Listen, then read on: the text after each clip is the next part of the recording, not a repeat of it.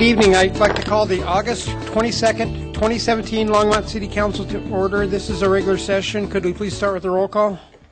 Yes, Mayor Coombs. Here. Council members Bagley. Here. Christensen. Here. Finley. Here. Moore. Here. Peck. Here. Santos. Mayor Coombs, we have a quorum. Okay, let's stand for Pledge of Allegiance. I pledge allegiance to the flag of the United States of America and to the republic for which it stands, one nation under God, indivisible, with liberty and justice for all.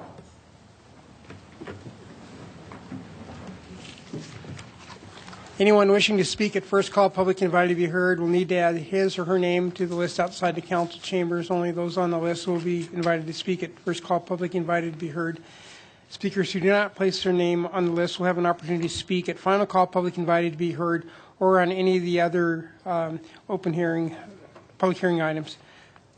So now we have the approval of the July 5th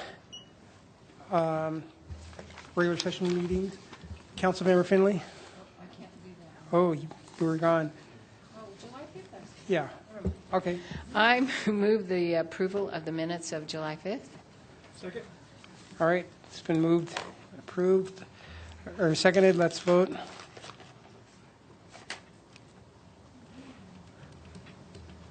And that passes 6-0 with council members Santos absent. So, Valerie, are there any other agenda items? No. Mayor Coombs, there are no agenda Changes. revisions. Councilmember Christensen? Okay, I would like to add two things. One is which is,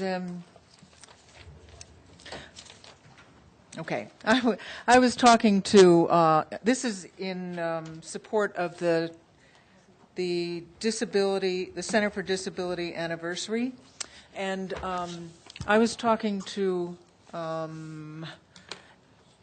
Boulder lieutenant of the fire department this weekend, and he was talking to me about the visitability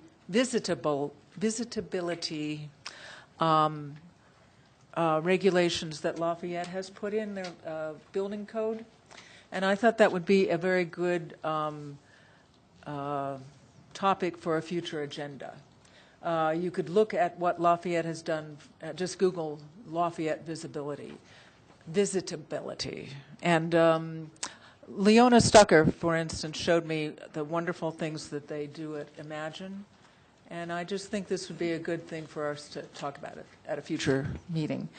The other thing is, this weekend I was on Main Street, across from the pump house, and a man got out of his vehicle and started waving a Nazi flag. And I think when we have people starting to wave Nazi flags and yelling on Main Street, it just is inappropriate.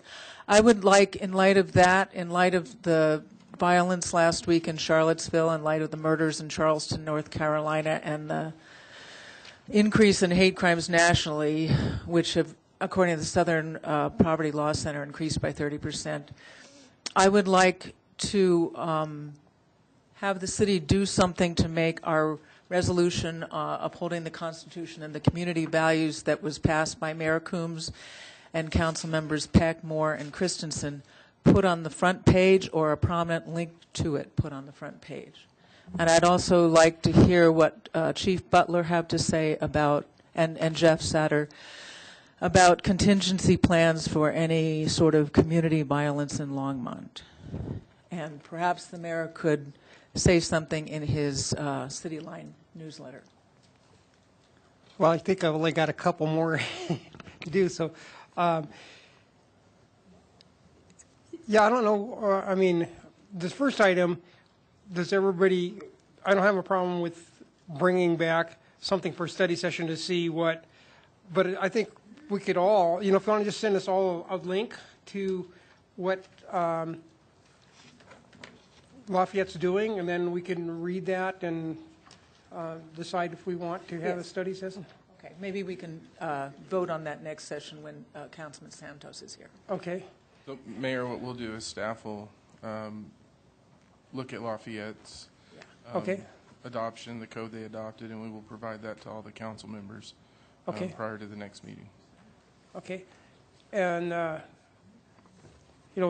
the other issue, we can't tell the Times Call what to print or in the paper, but I guess I'm a little bit confused exactly what you want us, or exactly you want staff to do outside of, denouncing. Well, what- we do the city line, and it goes to all the utility people. This has nothing to do with the Times Call.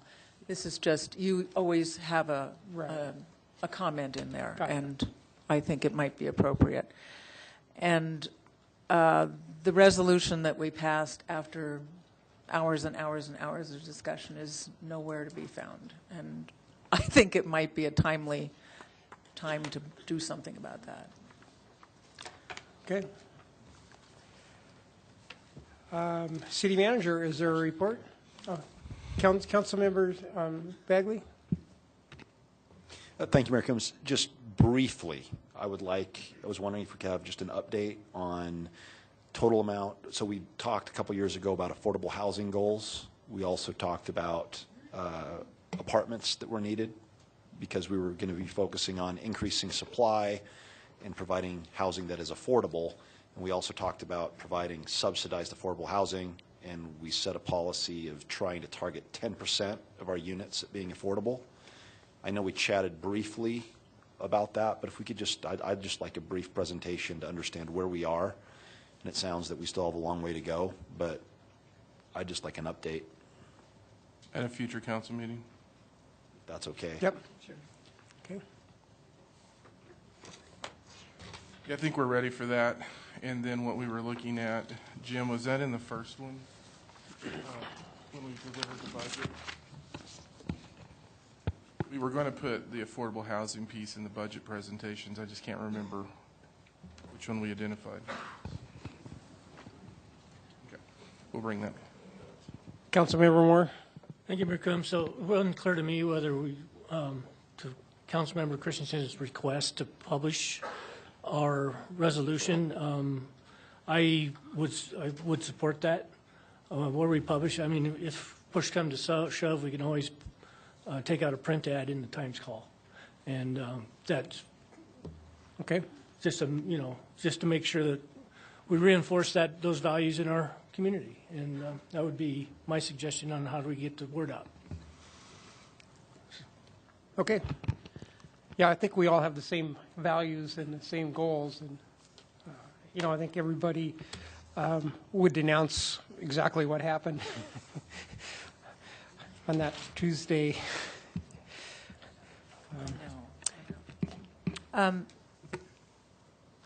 Do I need to make, I was going to make a resolution, but, so do we need to make a resolution to have that happen? I mean, No. I'm sorry, a motion. No, I think we just got to have consensus. Thank you. Okay. Okay, now, City Manager, you have a report? No comments, Mayor, Council. Okay, so now we got the special reports. I think Wendy Nafziger is here to give us a presentation.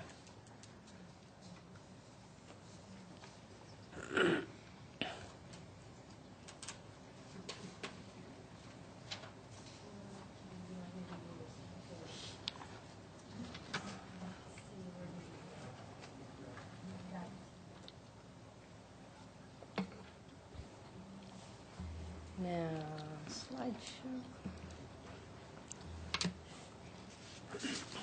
Okay. Mayor Coombs, City Council members, I'm Wendy Nafziger. I'm the COO and Vice President of the Longmont area. Nope, the Longmont Economic Development Partnership. I'm sorry, I've been there a long time. Lots of iterations. Apologize. So I'm here tonight to just do a short presentation on our 2017 existing business report. And this is our report on our primary employers. So I'm going to go through this. Please stop me if you have any questions. We've been doing surveys of our primary employers in Longmont. We have about 240 primary employers in Longmont. 27 years we've been doing this. This is our 27th year. We had 27 volunteers this year. We've had up to 35 in the past.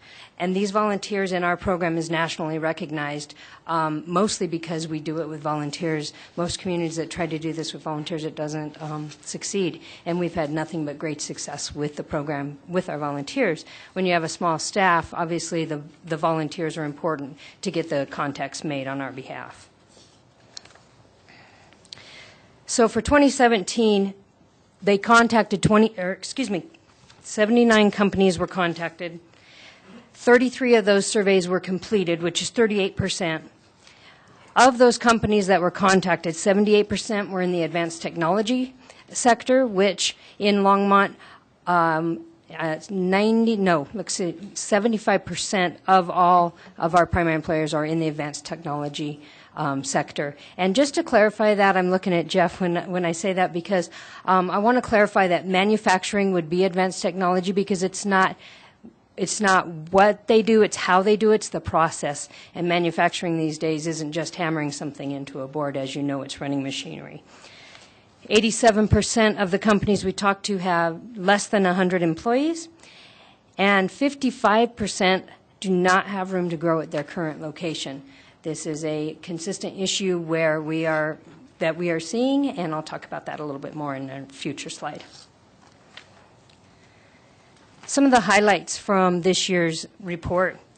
87% of those companies anticipate new products in the next 2 years.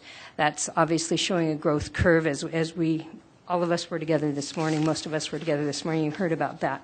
69% of those companies, their sales are increasing. 94% of the companies said that our technology infrastructure was adequate. And of course, number one is NextLight, and everyone loves NextLight.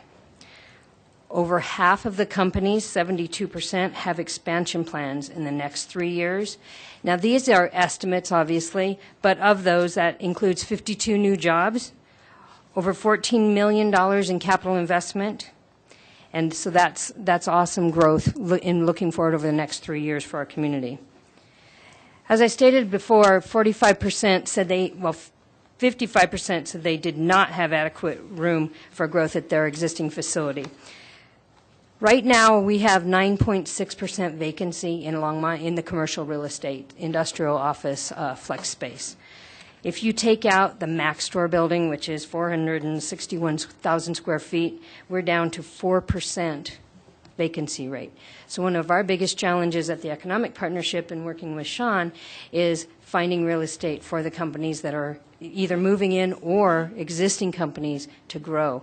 We've already had a few companies that had to leave the community because we couldn't find the space that they needed. Mostly a lot of that is high ceilings. We're having a hard time with that. We do have some new product coming online, so we're very excited that we're going to be able to start accommodating hopefully more of these companies that are looking for space.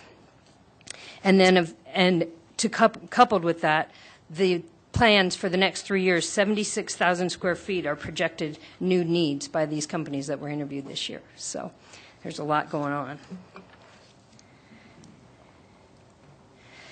Community strengths, it's interesting, and I'll talk about this, but is that our workforce is both a strength and a weakness in this community. But workforce is the number one strength identified by these companies. Location, mostly what they talk about in location is obviously proximity to our workforce, to DIA, to Denver. Positive business climate, which a few of the things that they specifically mentioned in that, great place to live, the airport, that we are a collaborative community, and we are very business friendly. Our community weaknesses identified, again, were workforce available, and that's mostly just skilled workforce, and doesn't even have to be skilled anymore. Workforce is a challenge for us right now for this community, not just this community, all over the country. They said cost of doing business is high. When that specifically came up, they talked about rents, higher rents, labor costs, and taxes, and almost all those taxes are related to Boulder County property taxes. Cost of living high was another one of the weaknesses. As all of us know, that's not just Longmont, that's all over the metro area and the country. And then again, building and land availability and cost.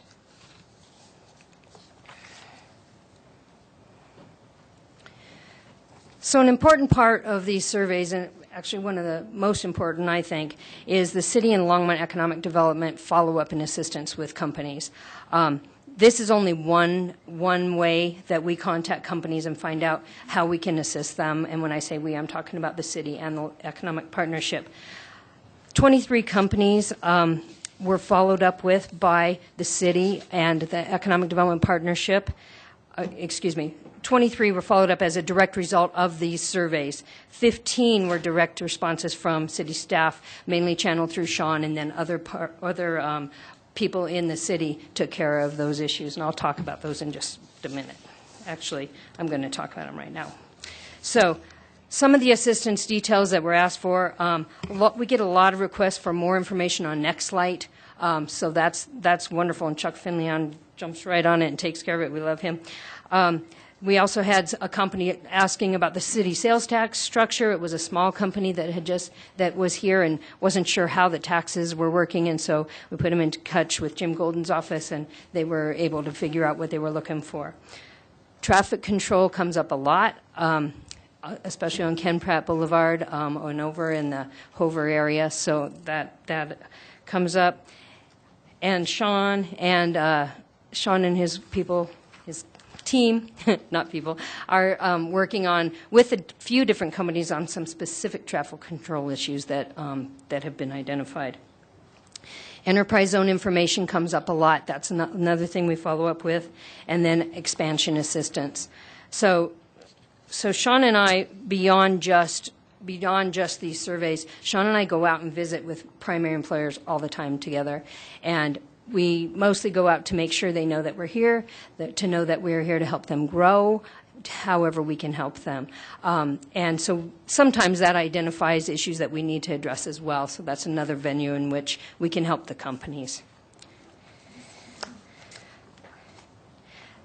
The only other thing I have is just a list of our volunteers, which you have in your packet, and just wanted to say thank you again to them.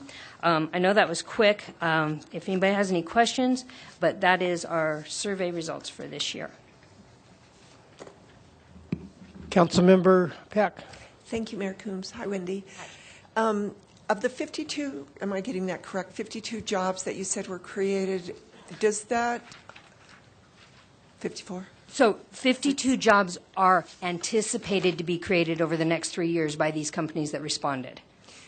Only the companies that responded. Does that include Smuckers and AstraZeneca? It does not. Okay. They are not existing companies yet. So even so far this year, we've had 16 new companies locate or open in Longmont. And so they won't be interviewed until next year because they haven't been here long enough to interview yet. So we'll interview them next year. Same thing with Smuckers and AstraZeneca. Once they get here and are established for a year, then we'll send our survey team out the next year. Before that, I'm more than positive that Sean and Harold and Jessica will be meeting with those companies as well. Yeah, I bet they will. Right. I have another question. So when you're saying that we don't have enough office space, and you mentioned, what was that company you mentioned? The one that's... The Max Store building? Yeah. Mm-hmm. So is it because they can't renovate their buildings? Is it because we don't have enough land space to build office buildings? Is there one specific issue? So first of all, I would qualify that office is less of an issue at the moment because we have a lot still in the new what's called Balfour Pacific now, but it used to be the campus at Longmont and the Pratt portfolio, the old buildings Right. over there. So they have a lot of space, not a lot actually, but they have space available that is office space that's available as well as some other office available. Mostly what we're finding is small manufacturing space with dock doors, high bay space. That's what they're looking for that we can't find. Like I said, we have a couple of buildings going up in the Creekside in the Creekside Business Park, and so hopefully that'll take care of some of that. But and there is land available for that. The problem is mostly the smaller companies don't have the financing to be able to do that, and most companies don't have the time to build a new company because they need to expand now. Okay, thank you. Mm-hmm. I'll see any other comments or questions? Okay. Thank you for the update. Thank you for your time, and thank you for allowing us to work with Sean and Harold and the city staff and being so responsive. We really appreciate the cooperation. Thank you. Next, we have a proclamation designating April 23rd, 2017 as the Center for People with Disabilities 40th Anniversary Celebration Day. And it's Maria Stepanian and colleagues, I see Diane Groff are here to accept the proclamation. So I'll go ahead and read the proclamation. Proclamation designating August 23rd, 2017 as Center for People with Disabilities 40th Anniversary Celebration Day in Longmont, Colorado. Whereas the citizens of Longmont recognize and celebrate the contributions that people with disabilities have made and continue to make in our communities and our shared struggles and triumphs. And whereas the 40th anniversary of the Center for the People with Disabilities, we celebrate and recognize the progress that has been made by reaffirming the principles of equality and inclusion and recommending our efforts towards inclusivity and access to services in our community for people with disabilities. Now, therefore, I, Dennis L. Coombs, Mayor by the virtue of authority vested in me and the City Council of the City of Longmont, do hereby proclaim August 23rd, 2017 as the Center for Peoples with Disabilities 40th Anniversary Day in Longmont, and invite all the citizens of Longmont to celebrate the 40th anniversary of the Center for People with Disabilities as one of our community's resources and support for people with disabilities, and in turn to celebrate the many contributions of peoples with disabilities in our community. Would you like to come up and make a few comments?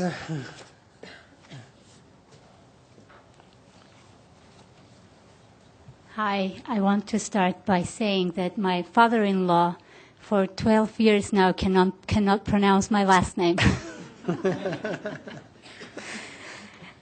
Mayor Coombs, City Council members, and City staff, thank you very much for your recognition and celebration with us of our 40th anniversary. Thank you for sharing and our support and continuing your support to us to make our community more accessible in designs and in our thinking, and also more inclusive and welcoming to all members of our community. I'm Maria Stepanian, Executive Director at Center for People with Disabilities, and with me is Diane Groff, longtime employee and an active member of our community. Diane has been with Center for People with Disabilities 33 years of those 40s. So thank you all, and thank you to Diane. The word is yours. Yes, and we have invitations tomorrow. Everybody is welcome to join us at our 615 Main Street office, 2:30 to 5:30, to celebrate with us. So thank you all. Thank you. Would you? Yep. Come on.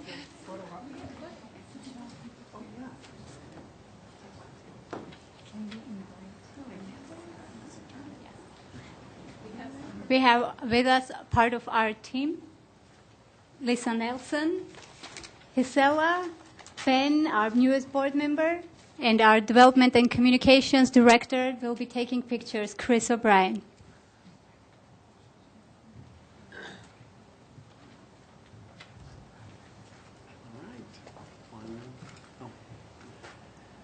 One, two, three. Okay, everybody look at me 1 second. Thank you. And back to me.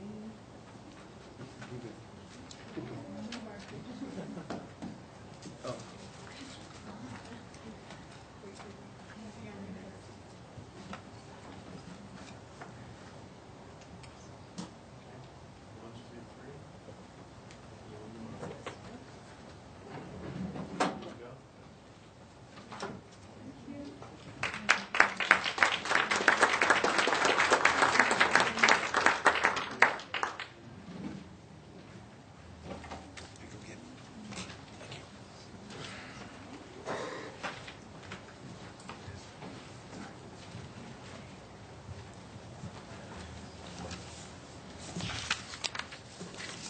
Okay, so we're at first call, public invited to be heard, and Linda Shalaki. So please come down and state your name and address.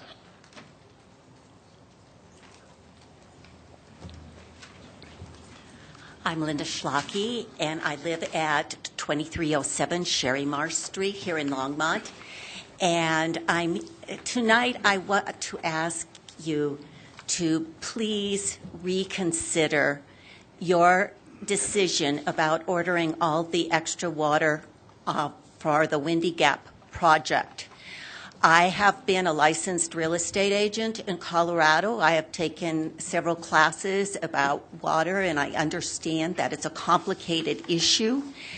I was here the night that city staff, who had been studying this issue for many years, and I assume know a lot about water issues in Colorado, said that the 6,000 acre feet was totally adequate for our community, even allowing for growth, and that if for some reason it wasn't, we had other options.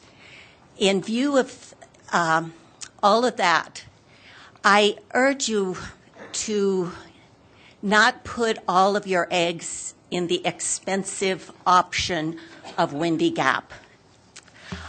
Some of you expressed the fact that you felt that voted to do this, felt that you thought it was no big deal, the substantial water rate raise. I fear that some of you have been lost in the world of wealthy business people and developers and have lost touch with the reality of what many citizens here face. And there's far more of us. The reality is that it is a big deal, the substantial water rates, for far more of us than the people who are in the elite circle you represent. Some of us just want to be able to grow vegetables in our yard and have some flowers and be able to share those with our neighbors. I'm a former teacher, and my husband and I volunteer at our neighborhood public school. We see parents there who are working 2 jobs and just trying to exist. It is a big deal for them. I'm a former teacher, and I see the great value of children learning to grow things and the accomplishment they feel. And you guys are making it harder, not easier, for this to happen.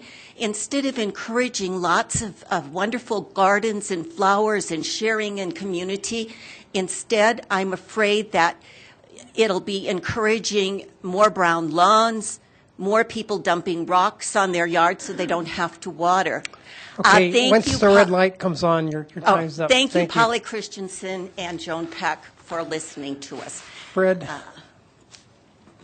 I'll make it easy on you Sure. here. It's Fred Scotty. Scotty, okay. Thank you. Thank you, Mayor and council members. On August the 7th of this year, the Times-Call published an article which I wrote. It's titled... Could you first start by giving us your address for the I'm sorry. It's Fred Scotty, 1417 Hilltop Drive. Okay. As I said, on August the 7th of this year, the Times-Call published a letter which I wrote titled "A Variable Rate Solution to Windy Gap Financing." And in that, I proposed a way to pay for this without necessarily overburdening the people who currently live in this town. I won't bore you with the details of the article. I would be pleased to give a copy of it to the clerk, and she can pass it around to everybody.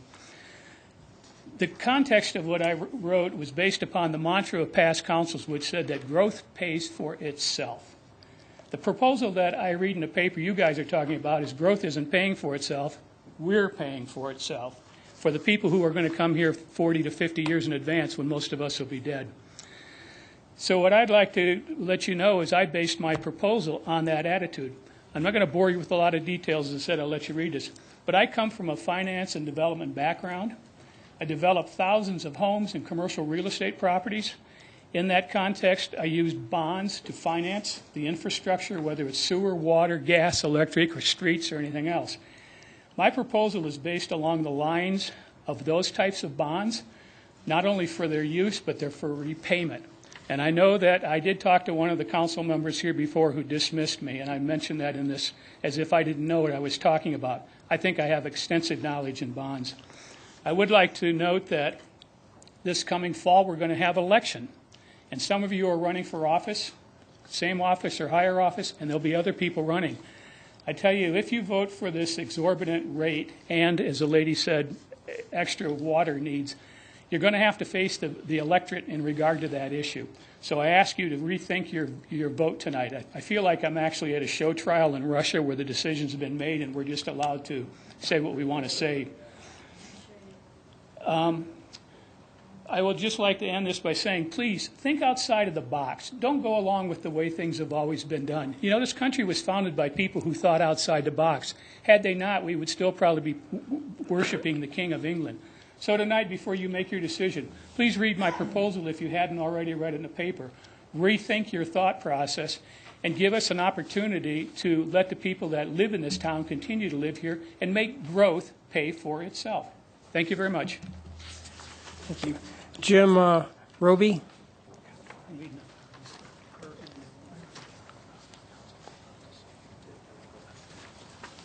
Jim Roby, 478 Greenwood Lane.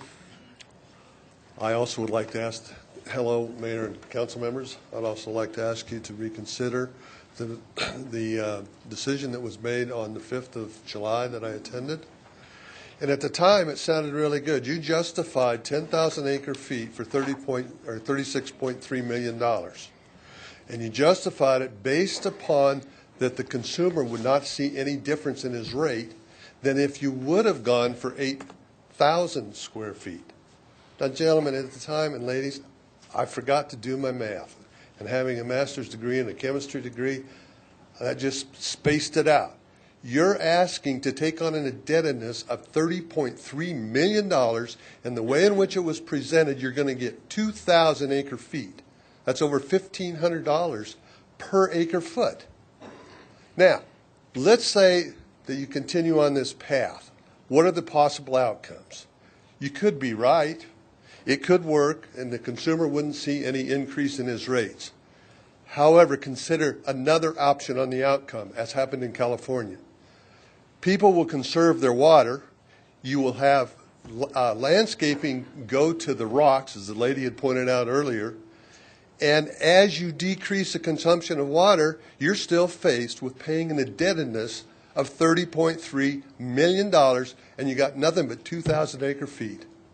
I ask you to reconsider. J.D. Glitz.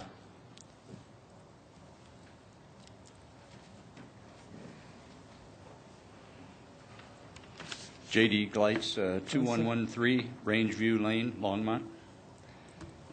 I admit that I know very little about the status of the Redmond annexation. My frustration is that even though I'm interested in the future of Longmont and like to think I pay attention, since I'm not a developer, do not work for the city, I usually don't hear about issues like this annexation until it's late in the game. Having just found out about it through the nextdoor.com site, I'll voice my concerns. As a pilot, I do not like the idea of adding residential housing next to the airport. There are obvious safety concerns, as well as almost certain complaints regarding noise. As was mentioned earlier in the economic development report, the airport is a valuable and I feel much overlooked asset to the city of Longmont. Another concern is its proximity to St. Vrain Creek.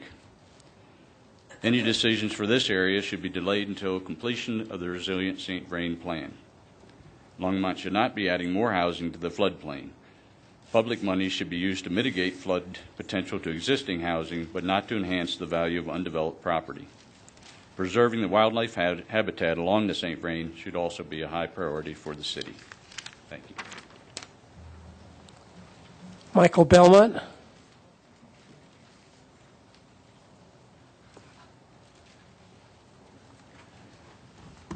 Good evening, Council. Michael Belmont, 841 Tenacity Drive. Excuse me. My thoughts are against the backdrop of what I call our post-democracy three-branch government. Those branches being big banks, Wall Street, and big corporations, a.k.a. wealth, and more wealth.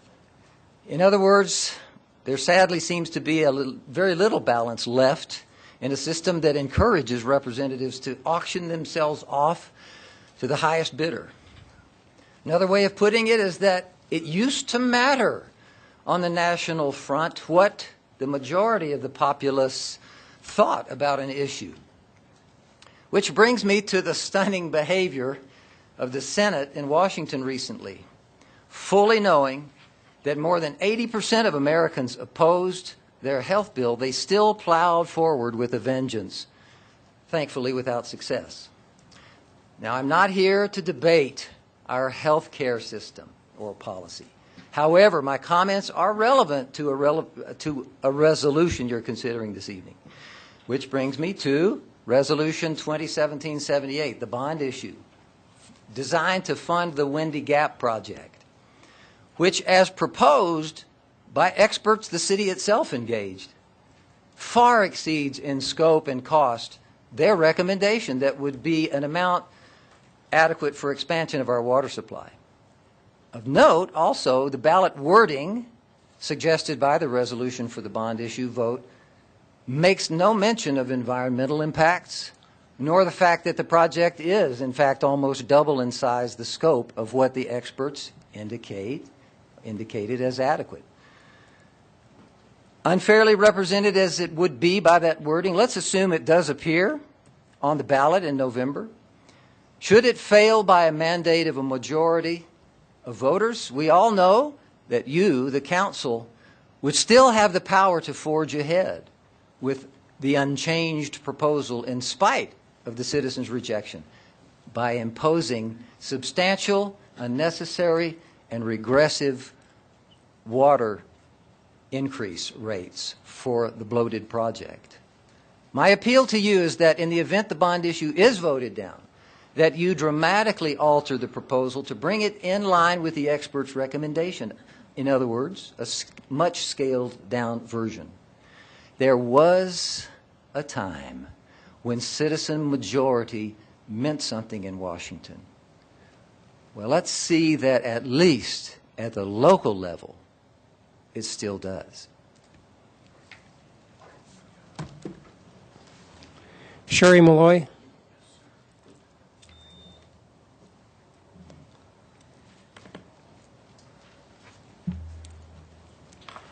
Good evening. Sherry Malloy, 2113 Rangeview Lane. First, thank you, Councilwoman Christensen, for your timely, heartfelt suggestion to make our anti-hate, community-embracing resolution more prominent. Putting it on the city website homepage would certainly accomplish that. Now for my comments. After the 2013 flood, we should ask whether more development along our city's St. Vrain Creek corridor makes sense. This means reevaluating and revising our Longmont Comprehensive Plan as it applies to properties along this corridor. The Redmond annexation and massive plans for residential development is unwise because it puts people, property, and the public good at risk.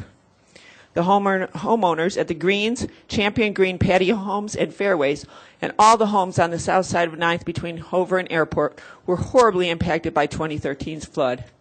The damage was massive to the homes that were already developed. People were traumatized and financially overwhelmed. More life and property would have been devastated if more development existed along this corridor. According to the Army Corps of Engineers, there have been 11 floods along this corridor in the last 100 years. Experts on climate change say we can expect more frequent and damaging flood events in our future.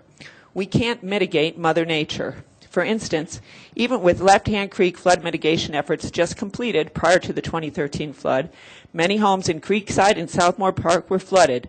Missouri Avenue was essentially a river, and Canamono Park and Pool were destroyed. We all know we will see another massive flood event in this corridor in our lifetime. logic, data, and science dictate that despite our best human efforts to remove properties from the floodplain, we will fall short, and lives will be ruined and perhaps even lost if more homes are built in this corridor. Over 80% of properties along the city reach of the St. Vrain are privately owned. Currently, these properties are in the floodplain, so they are not available for development. However, due to the massive publicly funded flood mitigation efforts underway, these properties will no longer be designated as floodplain and will be available for development, the Redmond annexation included in that.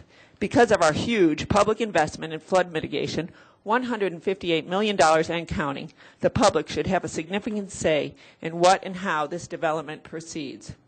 Revisiting our comprehensive plan with public input relative to future proposed development in this corridor is warranted. Our 2013 flood was a wake-up call that demands we revisit and revise our Longmont comprehensive plan accordingly. It's the responsible thing to do, logically, morally, and fiscally. Therefore, approving the Redmond annexation and development is irresponsible. Thank you. Kathy Partridge.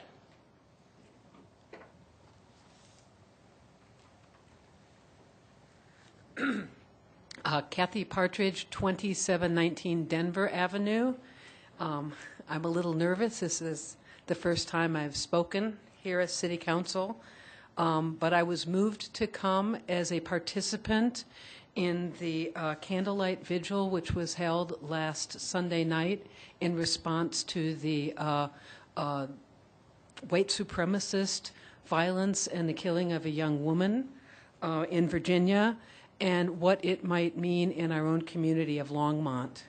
I'm active in the group that puts on the Longmont Leads with Love vigils every Saturday, and we were extremely heartened that so many people, over 200 people, including a couple of city council members, showed up with candles to express that hate has no place here in Longmont. Our sense of resolve about that was increased and held up by the resolution that was passed by council back in December upholding constitutional and community values, with Jeff Moore, Polly Christensen, Mayor Coombs, and Joan Peck voting in favor of that. That was really important to those of us in the community who take our time every single week to make a statement in the heart of our town that there is no room in Longmont for hate. We have been joined by school kids upset when a beloved teacher got a hate letter. We were joined by neighbors upset when there was a graffiti scrawled, swastikas scrawled in their park. We've become a way of speaking out and uniting this community, Longmont, against hate. And that is terrifically important to us in these troubled and divided times. I'd like to thank Council Member Christensen for speaking up that this needs to be made more visible.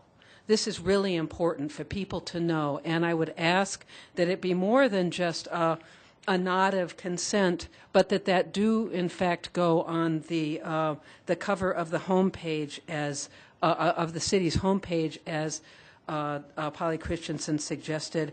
And I'd also ask Mayor Coombs that please you use your voice, your bully pulpit, if you will, to speak to that on the city lines this coming month. Again, thank you for your consensus and the recognition that hate has no place here in Longmont. Thank you. Marilyn Hughes.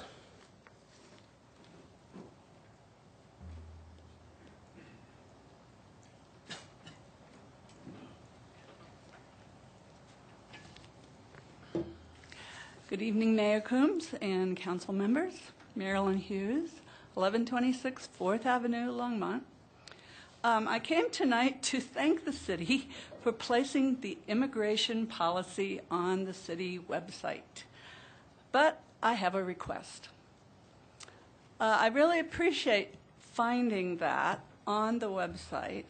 There was a lot of discussion at council regarding that, and I think it came out very clearly and succinctly. However, the policy shows up in English with a link to the Spanish translation. I would like to see the translation printed on the page along with the English. without having to click a link to see the policy in Spanish. And so that is my request. Also, having heard what Councilmember Christensen just suggested in putting the resolution that Council passed on the front of the homepage, and hearing that the Nazi flag had been brandished on Main Street, makes me think our community needs to show clearly and upfront how important Councilmember Christensen's and the Council's resolution is. Thank you. Thank you. Gordon Pedro.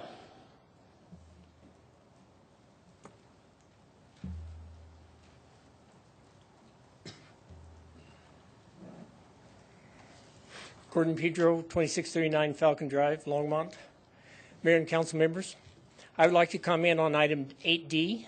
This item pertains to a $36 million bond authorization to finance system-wide water system improvements, including but not limited to the Windy Gap Firming Project. I request you remove this item from the consent agenda so that appropriate presentations, discussion, and comments can be made before you vote. For over 2 years, there has been confusion about the real value ratepayers are getting in the Chimney Hollow Storage Project. We know we need 6,000 acre-feet of storage capacity to meet the city's needs at build-out, but a majority of you insist on acquiring 10,000 acre-feet. Last December, you were one council meeting short of imposing large rate increases on existing residents without considering an election option. Thank you for this change. However, you still owe the voters more information, especially the three of you who will be on the ballot this fall running for re-election or for mayor. Voters will be evaluating your position on this ballot issue along with the merits of the bond authorization. Number one question, what is your plan B if voters vote no to bonding? If it fails, are you prepared to approve the staff recommended 6,000 acre feet that will be paid for by the already approved water rates? Or will you just immediately impose drastic water rate hikes to get 10,000 acre feet? To whom or to what entities are you planning to sell excess water if you acquire 10,000 acre feet? We are listening for who you think is a viable purchaser of excess water that your residents will have paid dearly for. We know who you have rejected by ordinance, but we also know ordinances are easily changed. Finally, please have a staff explain tonight in clear, simple terms why the following lines are in the ballot question. To finance water system improvements, including but not limited to the Windy Gap project. If this matter is about firming Windy Gap and Chimney Hollow is the storage vessel, what else are we buying? And finally, I think you should square before you vote on item, if it's resolution 2017-81 with 2017-78, because you're not using the same wordings. One, you're saying without limited to Windy Gap, and then when you're asking us to approve the resolution, you don't have the same wording in there, and it looks like you're kind of doing a flim-flam on us. Thank you. Strider Benston.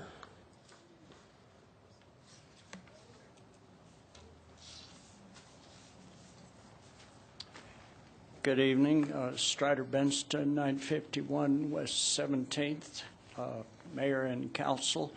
I want to thank the million people who came to my Wyoming to my birthday party yesterday. That was really nice. Kind of rough on the roads. My rides fell through, but I made it. And my little friends also. I could actually underline and sign almost everything I have heard tonight. I appreciate that. One thing I didn't know, I was late to the rally at Saturday, and I didn't know someone had come with a Nazi flag. I think it's absolutely devastatingly tragic that the President of the United States supported the Nazis in Charlottesville and assaulted the woman, Heather Heyer, who was murdered by one of them. And then Paul Ryan, Speaker of the House, supported the president having supported the Nazis. So that's how serious we are dealing with things right now in our world. And Michael Belmont pointed out, we used to have a democratic country. As a matter of fact, my previous best birthday party was the night 52 years ago when the folk singer Jimmy Collier got me out of jail at midnight on my 21st birthday.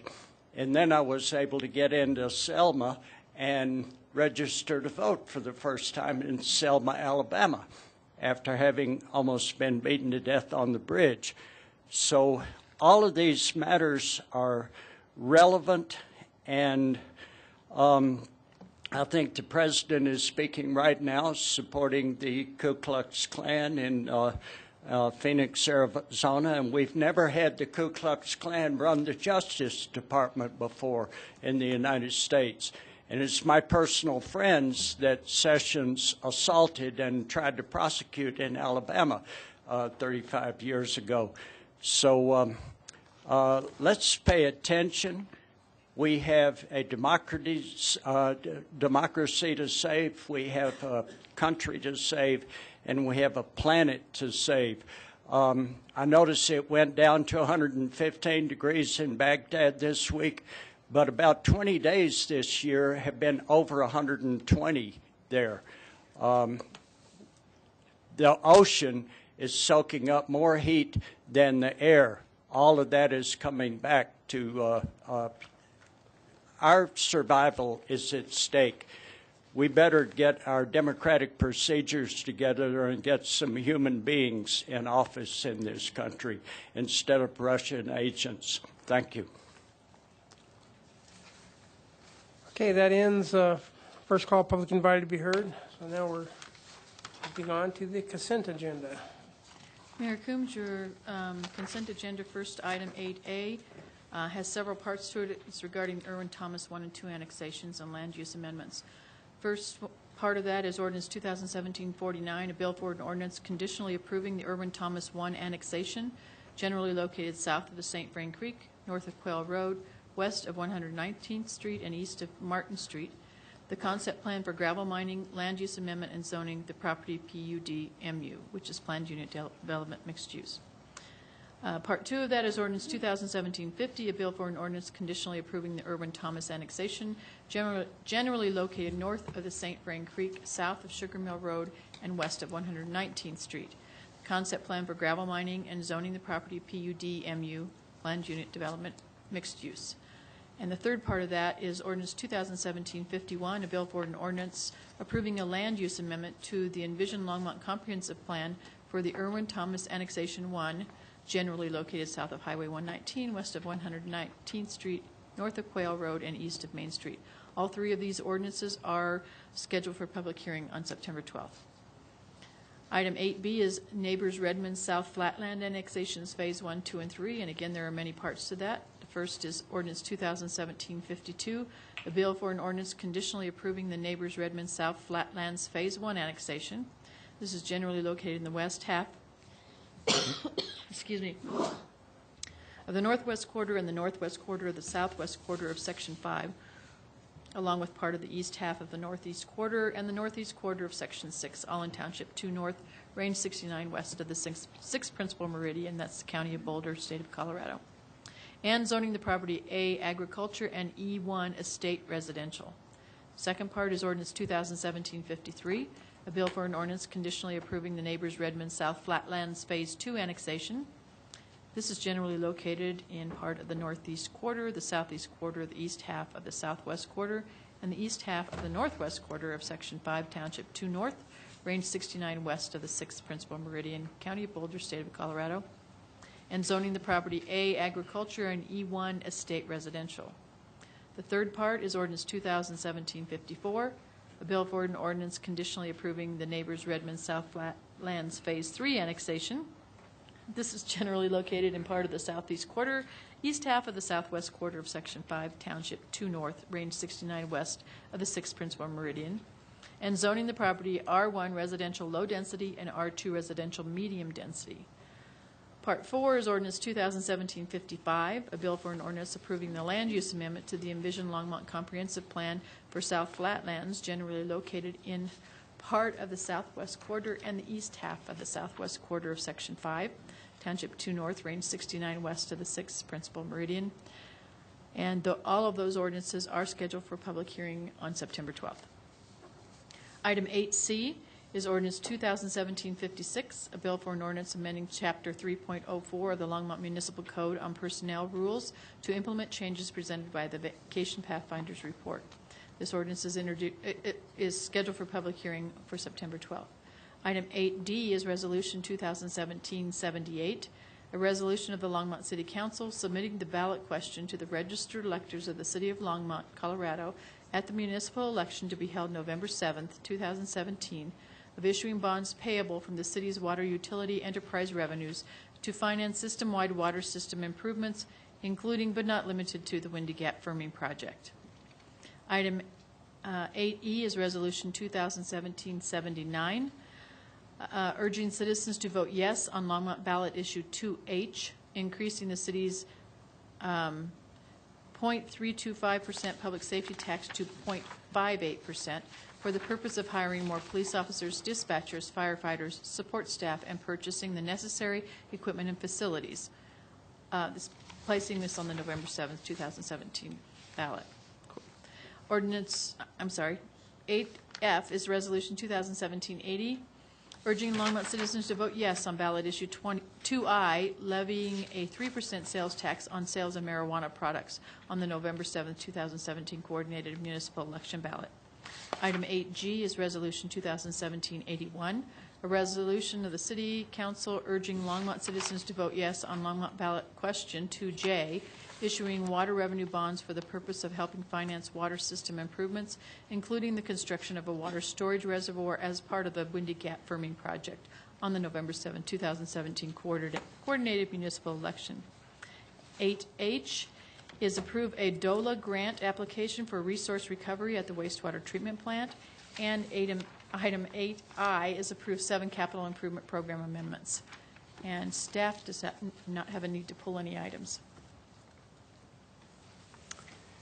Councilmember Peck. Thank you, Mayor Coombs. I'd like to pull item 8B, 2, and 3. Item E.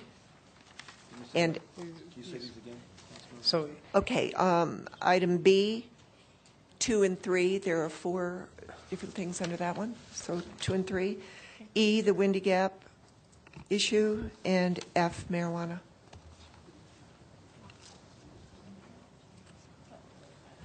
So, you want to pull No, that's not. Councilmember B? Peck, Yeah, item yeah. D is Don't you have Windy to Gap. pull the whole thing? You can't just pull parts of.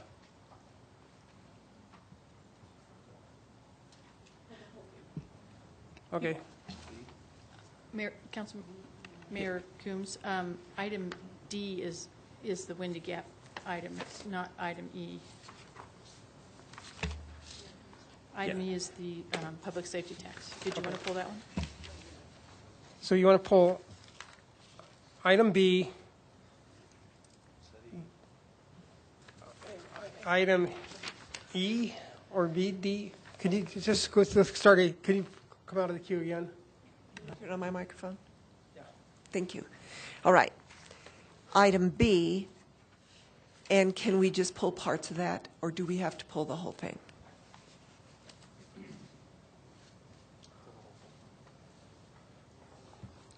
Mayor and Council, I think it'd be better just to pull the whole thing. Okay. So item B, and you're correct, it is not E, it's G. It's D. No, I want to pull G. Okay. 2017-81. Okay. And F.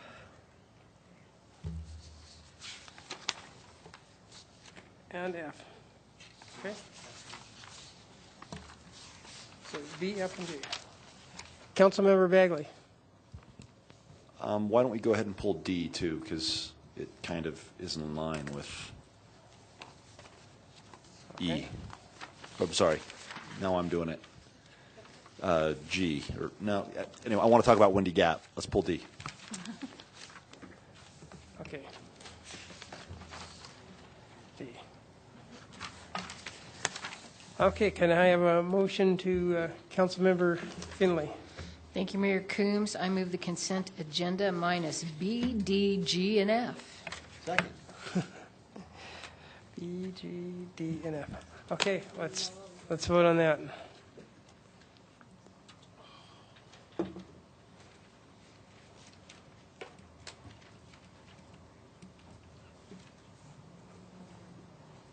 Someone still hasn't voted.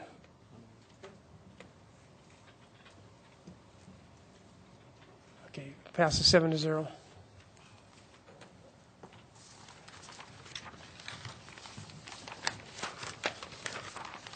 Mayor Coombs, your next item is Section 9, ordinances on second reading, public hearings. 9A is ordinance 2017-45, a bill for an ordinance making additional appropriations for the expenses and liabilities of the City of Longmont for the fiscal year beginning January 1st, 2017. And staff does not have a formal staff presentation on this. Okay. If there's no questions from council, I'll open this up for the public hearing. Is there anybody from the public like to speak on ordinance 2017-45? Seeing no one, I'll go ahead and close the public hearing. Councilmember Finley? I move we adjourn as City Council and convene as the GID Board of Directors. Is that this one? No. No, okay, Nope, never mind. not yet. That's when it'll going to be in 11. We're in 45. Yeah. Councilmember Begley? I got you. I move ordinance 2017-45. Okay, let's vote on ordinance 2017-45.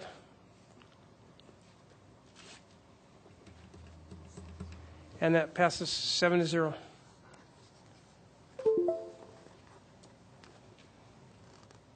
Your next item is 9B, ordinance 2017-46, a bill for an ordinance amending Chapter 4.04 of the Municipal Code for the City of Longmont, Colorado, increasing the City of Longmont sales and use tax rate from 3.275% to 3.53%, which is an increase of 2.55 cents on each $10 purchase, beginning January 1st, 2018, with proceeds used exclusively to increase the level of service for public safety in the City of Longmont, and referring said tax increase to a vote of the qualified electors.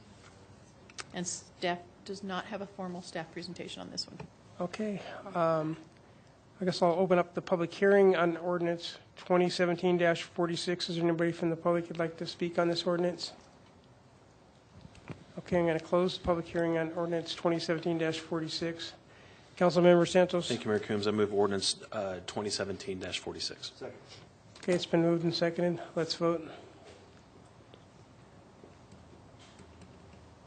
That passes 7-0.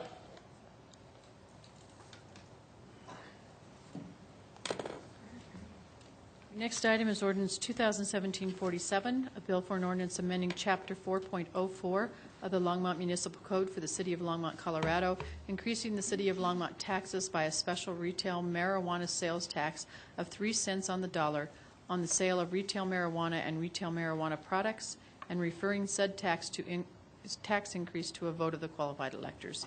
And Jim Golden does have a short presentation on this one. Mayor Coombs, members of council, I'm Jim Golden, Director of Finance. 2 weeks ago on first reading, the council did give us direction to earmark half of this 3% sales tax towards affordable housing. So the ordinance that you're seeing on second reading tonight has been amended to reflect that. So just wanted to let you know that and answer any questions you might have regarding it. Councilmember Bagley? Thank you, Mayor Coombs. My question is the way the ordinance is currently written, will it ever end? Meaning if our town hits 10% of affordable housing, or 15 or 20%, or even 50% in 120 years, will it ever end as currently written? Mayor Coombs, members of council, actually no, it's 1.5% taxes for affordable housing. Okay, I guess I'd propose that. I just would propose that we actually revisit it once we have hit our goal of 10% affordable housing units, and would like to see something in the ordinance that basically stated that, rather than continuing to tax should we ever hit, not saying that we will, but should we ever hit the 10% mark, continuing to tax this when we might want to use that for something else, I think would be at least a nice option to have. Councilmember Moore? Thank you, Mayor Coombs. One of the things we talked about 2 weeks ago was that if 1.5% go into affordable housing, there are also additional overhead costs with administering the program we're going to be paying for out of that tax fund, that marijuana tax fund. Is that correct, Jim? The other 1.5% is earmarked to go into the marijuana tax fund. We didn't really talk about overhead. We're not thinking with number of licenses involved here that there's going to be a large amount of overhead. Okay. Well, I'd like to propose that we dedicate the other 1.5% to quiet zones in the residential areas of Longmont until we get those built out.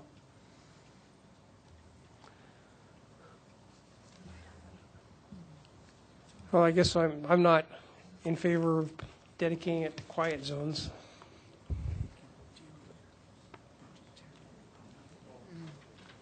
Not in an ordinance, yeah.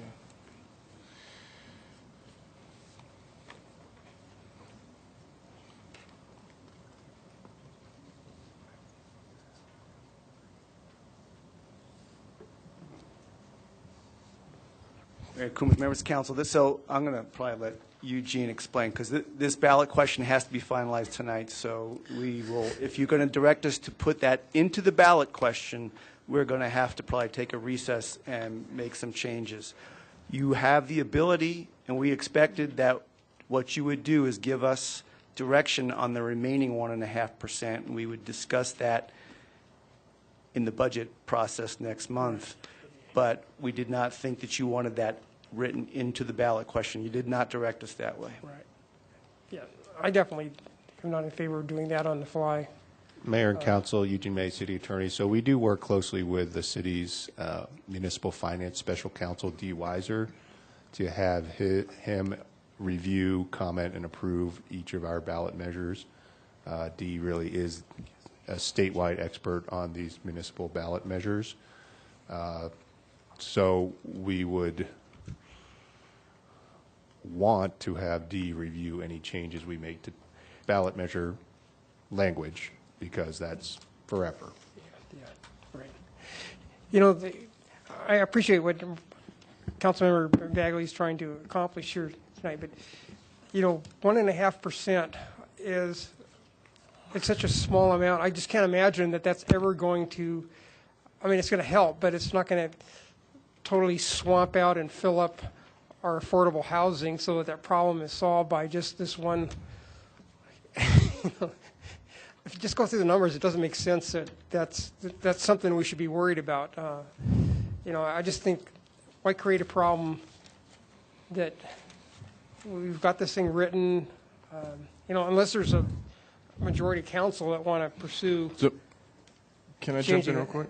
Yeah. So I think there's two separate questions here. So one, in terms of the affordable housing piece, this can always be brought back to the voters. So let's say in 50 years we hit 10%. And obviously as we move forward based on the allocation of general fund dollars, we're going to be giving you updates as here's where we are today, here's where we are 5 years from now. And so once we receive that, I mean, you could take the question back to the voters and say we have attained we have reached our goal, and you know there may be a new issue in play. Okay. You know, would you reallocate this, or would you put it back into the marijuana fund so we can use it in other ways, and the voters would have to ratify that at that point. I mean, that is the mechanism to disengage that 1.5%. Related to the question I have is related to the quiet zones. Is Councilmember Moore, is yours to put it in the ballot language as that's the sole use, or is it to use that excess 1.5% toward quiet zones?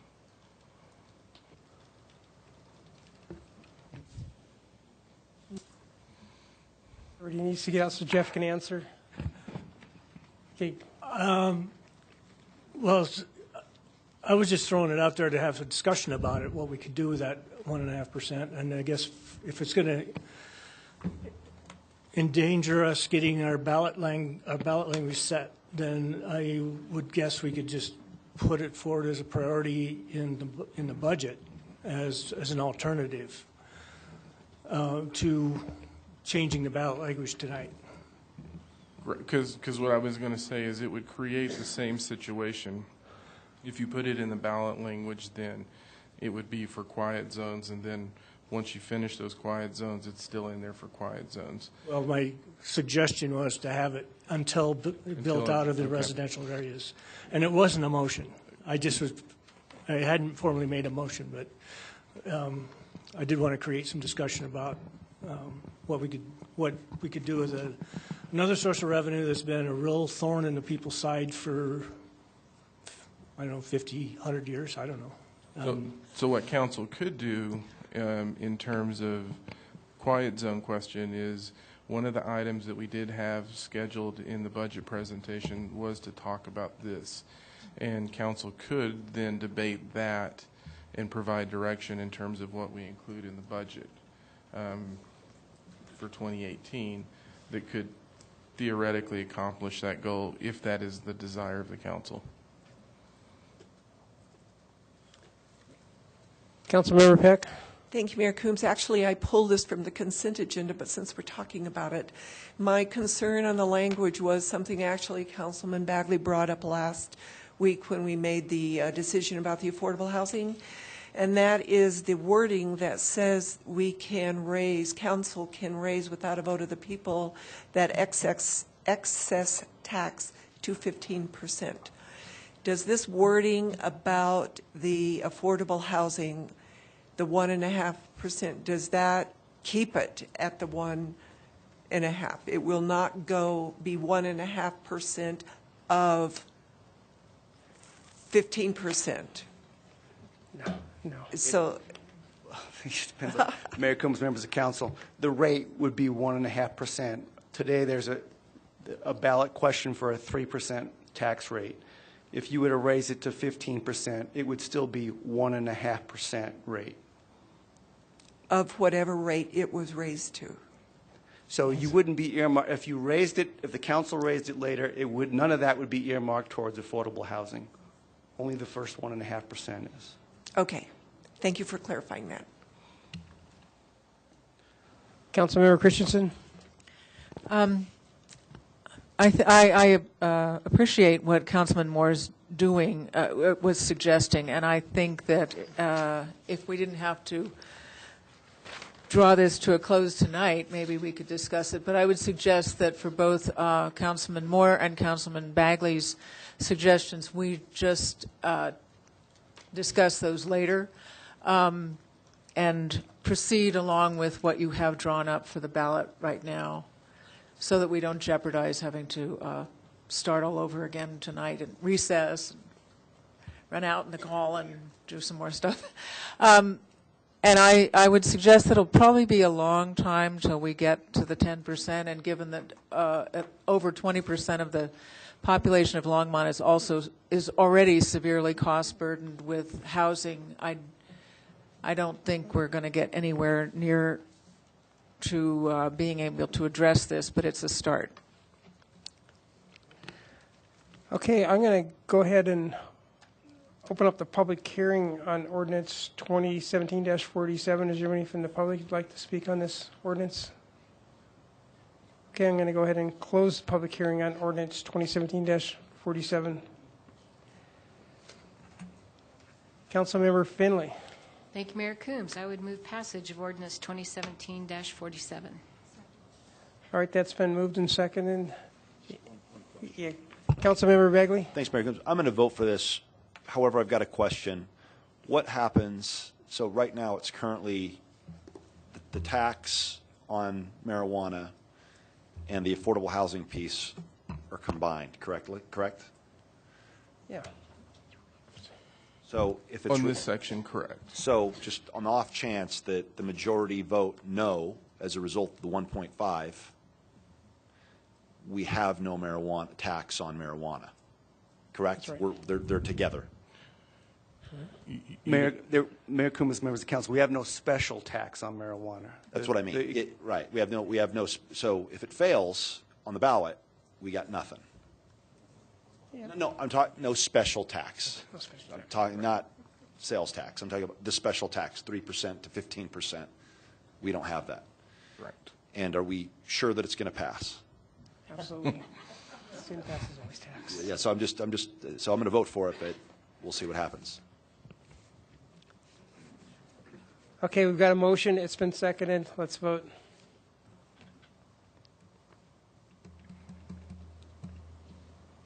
It passes 6-1 with Councilmember Santos dissenting.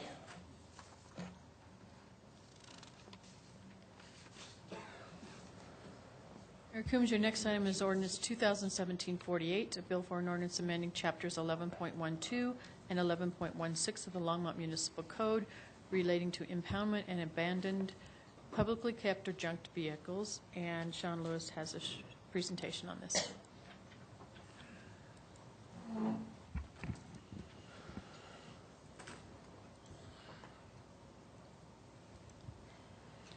Mayor Coombs, Sean Lewis, Assistant City Manager. I'm just going to run through this rather quickly. We covered this last time, but in case members of the public in particular would like to know more about this. Again, we have some concerns with our current junked and abandoned policy, specifically that long-term, it doesn't really specify how far a junked and abandoned vehicle has to be relocated.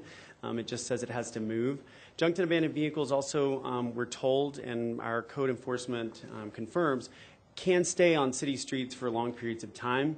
And enforcement really can't require relocation other than, just moving it off that chalk mark an inch or two. And so that creates a problem for enforcement. More recently, as you know, residents have complained of long-term RV dwellers being on city streets. So this is the direction that you gave us on March 21st. I'll just give you a moment to look over that. And then this is what we're proposing, the differences between the current and the revised policy. As you know, we currently do have 24-hour period that vehicles, junked and abandoned vehicles, must be moved. Vehicles are considered moved, again, if they're rolled 1 or 2 inches. And we're proposing to actually extend that to 48 hours, but by changing the distance that you have to move or setting a distance that you have to move the vehicles of 600 feet, we're actually making that enforcement more, I think, in line with what the council that passed this ordinance actually intended, which was to have vehicles relocated. And so it really kind of corrects that loophole. And then cars will be the same as they are today, still moving off those chalk marks. In terms of abandoned, the current policy says that a vehicle that's unattended cannot be moved. But now, if it's attended, if someone is there with a vehicle, if it is in fact an abandoned vehicle or a junk vehicle, it can be removed. For cars or RVs. Correct. With regard to some exceptions that you all asked for, the current policy has no allowance for RVs parked more than 24 hours. We did allow for, in the ordinance, a 7-day permit. We also addressed one of your concerns about contractor trailers and are allowing them to stay on the street for 6 months with a sign. I'll just mention that you all did shorten the period that was in the first ordinance from 72 hours to 48. We did make that change in the ordinance that's in front of you. So I'll be glad to answer any questions. Councilmember Bagley. Thank you, Mayor Coombs. So here's my question. Let's suppose I'm living in my RV, and so actually two scenarios. One is my in-laws come into town and they park in the RV in front of our house, right? They're going to stay for a couple of days. Not enough room, so they're staying in their RV. Versus Johnny shows up in his RV, and he lives in his RV, and he parks it in front of my house. What makes these two scenarios different, other than the fact that one's a relative and Johnny's not? Mayor Coombs, Mayor Pro Tem Bagley, in the eyes of the code, there is no differentiation. It's, again, based on complaints. The reason that it's based on complaints is because we have no idea how long the vehicle is there. So if someone complains on Johnny or their neighbors, relatives in the park, parked in front of the house, we don't care who's actually in the RV. But we will make everyone aware that if they want to stay longer, that they can apply for a permit. Okay, so the in-laws would be forced to be moved within 48 hours, 2 days, right? They can get a permit, though. No, Stay for right, 7 no, they're days. right, but they'd have to be 2 days, and then they could go in, and somebody shows up and says, here, you've got 48 hours. But if they get a permit, they've got an additional 7 days, then they have to move 600 feet. Correct. Right? And then the stranger, he's in the RV, and I'm complaining because I don't like the stranger outside my house. He can still go get a permit. Correct. And he could get a permit all over town constantly, correct? For the block in question, as long as it's 600 feet, I could live on the streets in Longmont every week I just go into City Hall and get a permit free of charge, right?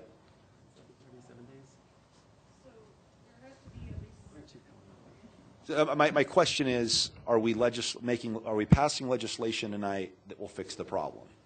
That's my real concern.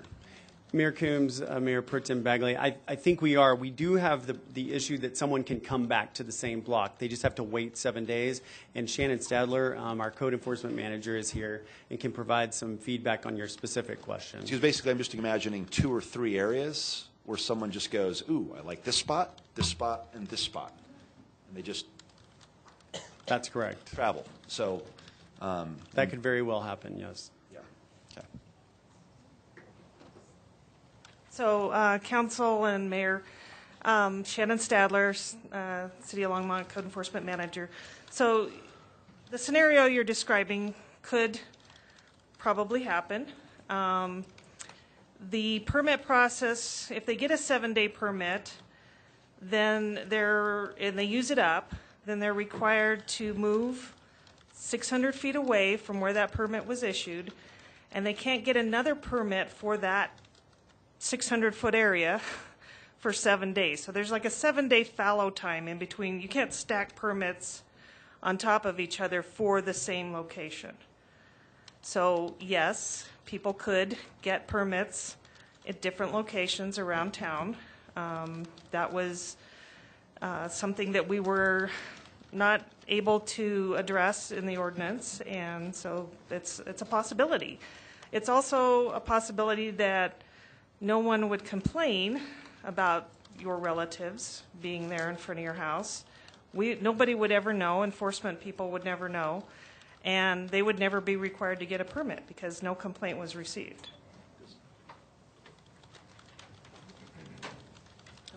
Well, I don't need to jump. I've taken a turn. Councilman Christensen, go ahead. Councilmember Christensen. I also wanted to know where they would be if a vehicle is towed. Where would they be towed? What would the city do with it? What if somebody's in there and doesn't want to come out? I don't want our police to be, stuck having to drag people out of their homes. Okay. Anyway, so what's the policy on, would they be sold eventually, or what would happen? Mayor Coombs, Councilmember Christensen, that's a great question. The city does have a contract with a towing company, and Mike Bell is here from the police department, can speak more to those specifics of that contract. But there is a towing facility that the vehicle would be taken to. They would be notified of where that vehicle has been taken. With regard to someone being in a vehicle, it's my understanding that it's against the law to tow someone, to tow a vehicle that is occupied by a person, so that would be against the law for us to do. But then what would we do? Would the police be forced to have to wrestle with somebody? I mean, Mayor Coombs, City Council. Sergeant Mike Bell, I'm in charge of the traffic unit for the Longmont Police Department. To answer the question about if the person is living in it, the Colorado revised statutes do not allow anyone to tow any trailer with anyone in that trailer. So obviously we have a problem. So I don't know that we can write any law around that. I think the answer is common persuasion, or what has happened in the past is that people leave, and at that point in time, if we're fortunate enough to have an officer there, we can then tow the trailer. So unfortunately, the answer is very vague because it is what it is. The second part of this, You have hit on another somewhat tedious part of this ordinance, and that is what happens to the tow and where does it go. And we have a list, not one, but a list of tow companies. The way this works very quickly is, and of course, this is all also under the Colorado revised statutes. Initially, if we go back to the good old days of just having cars and not RVs or anything else, the idea is that the tow company goes in, they tow the vehicle, and if it's a car, in my old days scenario, and then if no one comes to reclaim, they can come and reclaim the car, pay the storage fees, do all that, and get your car back. If that does not happen, if the person says, it's my junk car, I don't care, I don't ever want it again, then the tow company could file for title, and then they could sell it at either auction or sell it for salvage. In the case of the RVs, the RVs present a problem because some of them have hazardous materials that the tow companies have to pay for. Some of the tow companies with some types of RVs don't have the equipment to deal with them. So we have 2 tow companies in town out of the 6 that can deal with anything that we ask them to do. So a lot of times they get the lion's share of these. And most of them are sitting on their lot. They take up 2 to 3 times as much space as a car would do, which is what their lots are designed for. And so this is somewhat of an issue. But again, we do have agreements with them, and they are supposed to take them. Thank you. I'm wondering, Sean, how many actual vehicles are a problem in the town of 95,000 people? Because it seems to me we are punishing everybody for a couple of bad actors. And I'm happy if anybody has a roof over their head, frankly. But I don't want people just living on the streets either. Our town isn't designed for that. This year to date, we have, in my records, and our records are separate because code enforcement does their own. So for parking enforcement and for police, we have 636 abandoned vehicles that are, this is total abandoned vehicles that have been recorded to this point. And on the way out the door, we have another, I would say, 20 that are pending. So that's 356 abandoned vehicles that have been dealt with or will be dealt with just with parking enforcement and with the police in 2017 to date. Wow, that's a lot. Of that, the trailers, I would guess somewhere between 15 to 20 that we've been dealing with.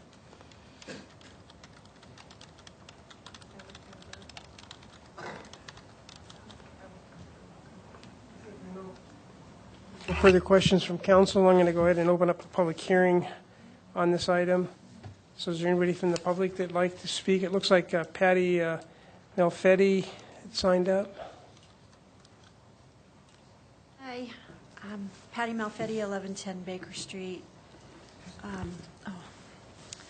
Mayor and council members, I would like to ask that this seemed kind of confusing to me, honestly, and it seemed like it was kind of unfinished. I do have concerns over the vehicles moving every 7 days to a few areas and coming back and forth, and I don't think that that part really has been answered. I also think that moving 600 feet isn't far enough because I think that's going to make it easier for the vehicles to pick out 2 or 3 favorite places and move around like that. So I'm asking that maybe the area be enlarged, that they have to move. That's one thing. And then the other thing that I was concerned about was the applying to the Director of Planning and Development Services Department. That sounded kind of unfinished. It said, or designee shall issue such a permit under any rules adopted by the director to ensure an orderly permitting system. That just seemed kind of open-ended, and I'd like more clarification on that process. Thank you. Wilbur Talmadge. Good Evening, Mayor Coombs, Wilbert Talmadge, 1110 Baker Street, Longmont. It's about Ordinance 2017. The 7-day permit process is open-ended. I don't think it's been nailed down. And, you know, it's stated that the Director of Planning and Development will put together the process after the ordinance is passed. I think that should be put together before the ordinance is passed because it's too vague. And a couple of questions. What's going to happen? What's going to stop the person from moving the 2 to 3 locations 600 feet? And we just live in an area where we have a lot of transient people, and I just think that that's going to be a problem. And what about if you had something like in the process of giving a the license to stay there, it goes on record of where that is, and they can't go back to that like 2 to 3 to 4 areas and keep it on the books. You know, that way you know where they're going and you keep track of that, and after 3 or 4 times, then they can come back. But by then, maybe they'll be moving somewhere else. And is the council going to provide assistance in drafting the guidelines to the Director of Planning? And that's something that I think should happen because what experience do they have in drafting the guidelines? Thank you. Ethan Chutnow.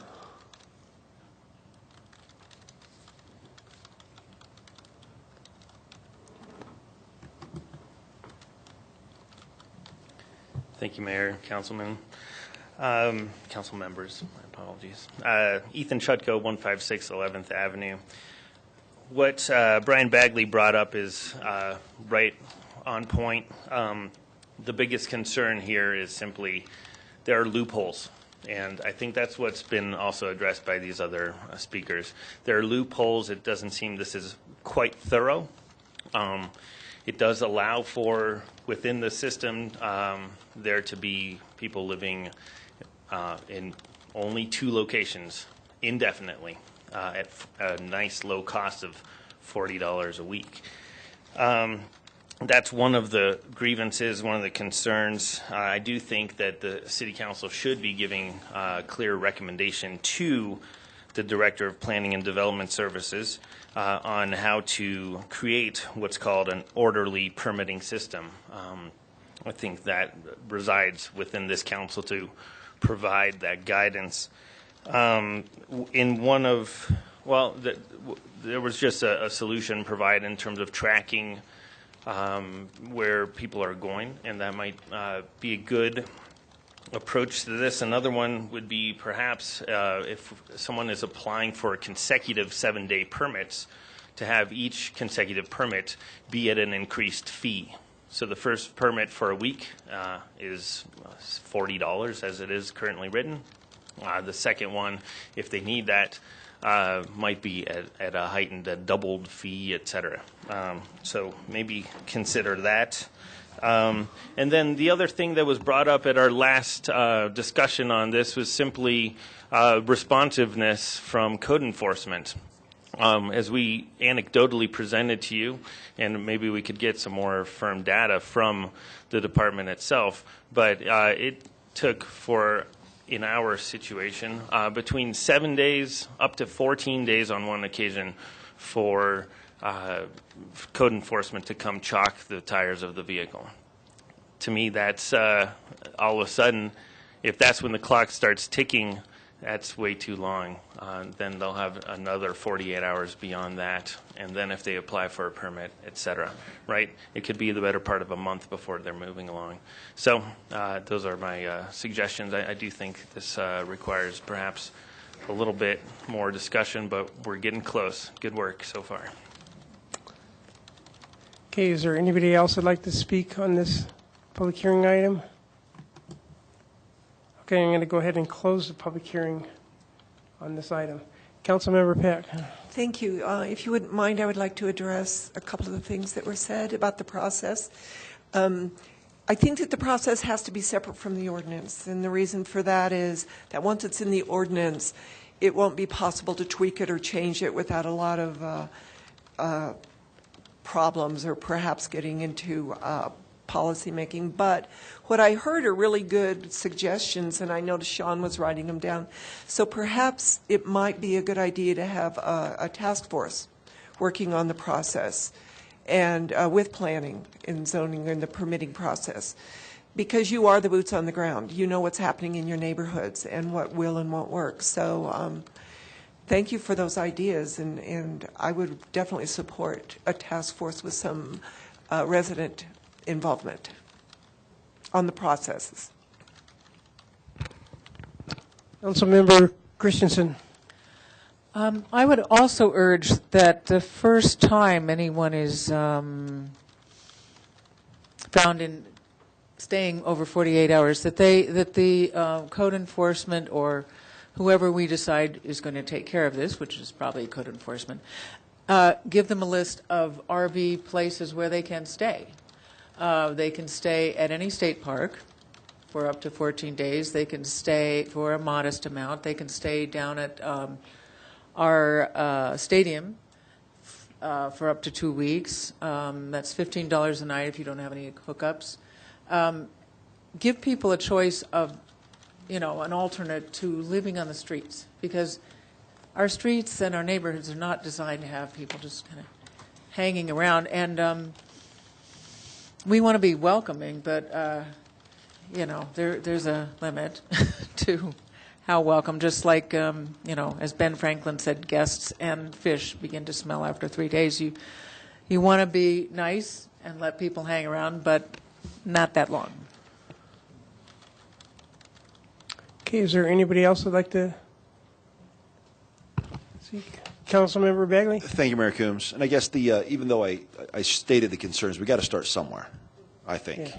And so, the other thing is that in a past life, when I used to do business research, Sam Walton hated that he could, a rich guy, he could not figure out a place to park his RV in town. So when he made Walmart, he said, everyone's free to park their RV in the Walmart parking lot. I still don't know if that's their policy, but that was it at one point. So the homeless are not alone in this struggle, apparently. But we have to start somewhere, and we just have to start somewhere. And I think that we just instead of a task force for this, I think we should just go ahead and do it, and then just revisit it if it's not working, and then have a task force if you want to do the permitting process, solicit citizen involvement. But let's just see how it goes. This is better, I think, than what we have, and so I guess I would move. We have Ordinance 2017-48. Was it 48? Yep. So moved. All right, it's been moved and seconded by Councilmember Finley. Councilmember Santos. That's Councilmember Peck. Second. Okay, so excuse me. Peck. Just Sorry. working our way down the line here. I don't think that, I'm not going to vote for this ordinance. I don't see the need. It's like a small issue in one part of the city. I haven't heard a great outcry. I've heard more outcry about, well, I can't park my RV in front of my house for several days now than I heard about this. And some of the suggestions about the task force or keeping track of people's, I'm hearing a lot of constitutional problems. And even with this ordinance, I see a lot of constitutional problems. And I can't vote for this. Councilmember Finley. Thank you, Mayor Coombs. I have had a lot of people complain to me about this in my ward, and I think we've got to start somewhere. It is a real problem for folks, and I think over 200 people or 200 vehicles that we've heard, too many. That's too many, and we need to have something to address it. So I'll be voting for this ordinance. Okay, we've got a motion. It's been seconded. Let's vote.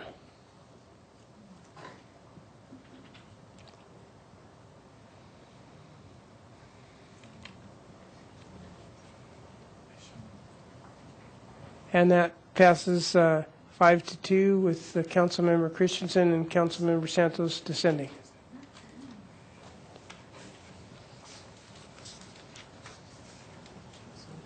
Mayor Coombs, we're ready to start the items that were removed from consent agenda. Why don't we take a 10-minute break because we've been going kind of nonstop since 6 o'clock today.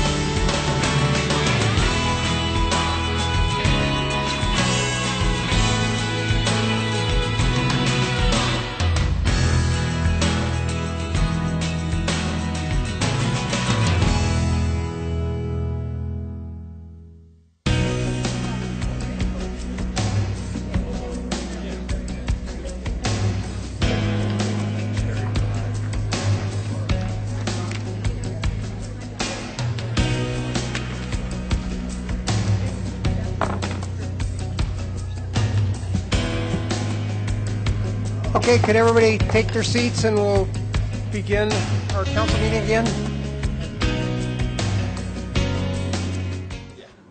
So, I mean, they don't have plans. Screw that. Mayor Coombs, your first item removed from consent is the Neighbors Redmond South Flatland Annexation Phases 1, 2, and 3, and I'm not going to reread those ordinances, but Don is here to make a presentation or answer questions. Councilmember Peck. Thank you. Hello, Don. So I pulled this because my initial response after reading all of the notes and stuff was that the Resilient St. Vrain project was just alluded to a couple of times. And for me, what we do with that Resilient St. Vrain in connection with this annexation is very important. So there are two options here that I see. One of them is to fill in those ponds and have the developer or the owners fill in the ponds and build upon them, which is what I actually see from the two maps they gave us in the concept plan. And the other one is the split flow option to take that river back to its historical flow by having the split flow go through the properties under Hover and reconnect with the St. Vrain on the other side. I don't see that in the concept plan, and we have been working on that Resilient St. Vrain plan for, 2.5 years? And I saw it in the big projects, the split flow. I've talked to Dale Rademacher a couple of times and some engineers that is an option, a good option. So my question is, and probably Barbara Brunt can answer this, if not Don, have you talked about this to the owners? Have they made any references to what their preference is about filling in the ponds completely and building upon them, or giving easements so that the city can do a split flow, keeping part of the ponds, et cetera? Could you address that? Mayor Coombs, Councilmember Peck, so I'm going to let a couple of us answer. So the annexation agreements include references to the planning that's been done for the Resilient St. Vrain. There are exhibits within the annexation agreement that reference the split flow, which I'll let Nick talk about in his discussions with the property owners.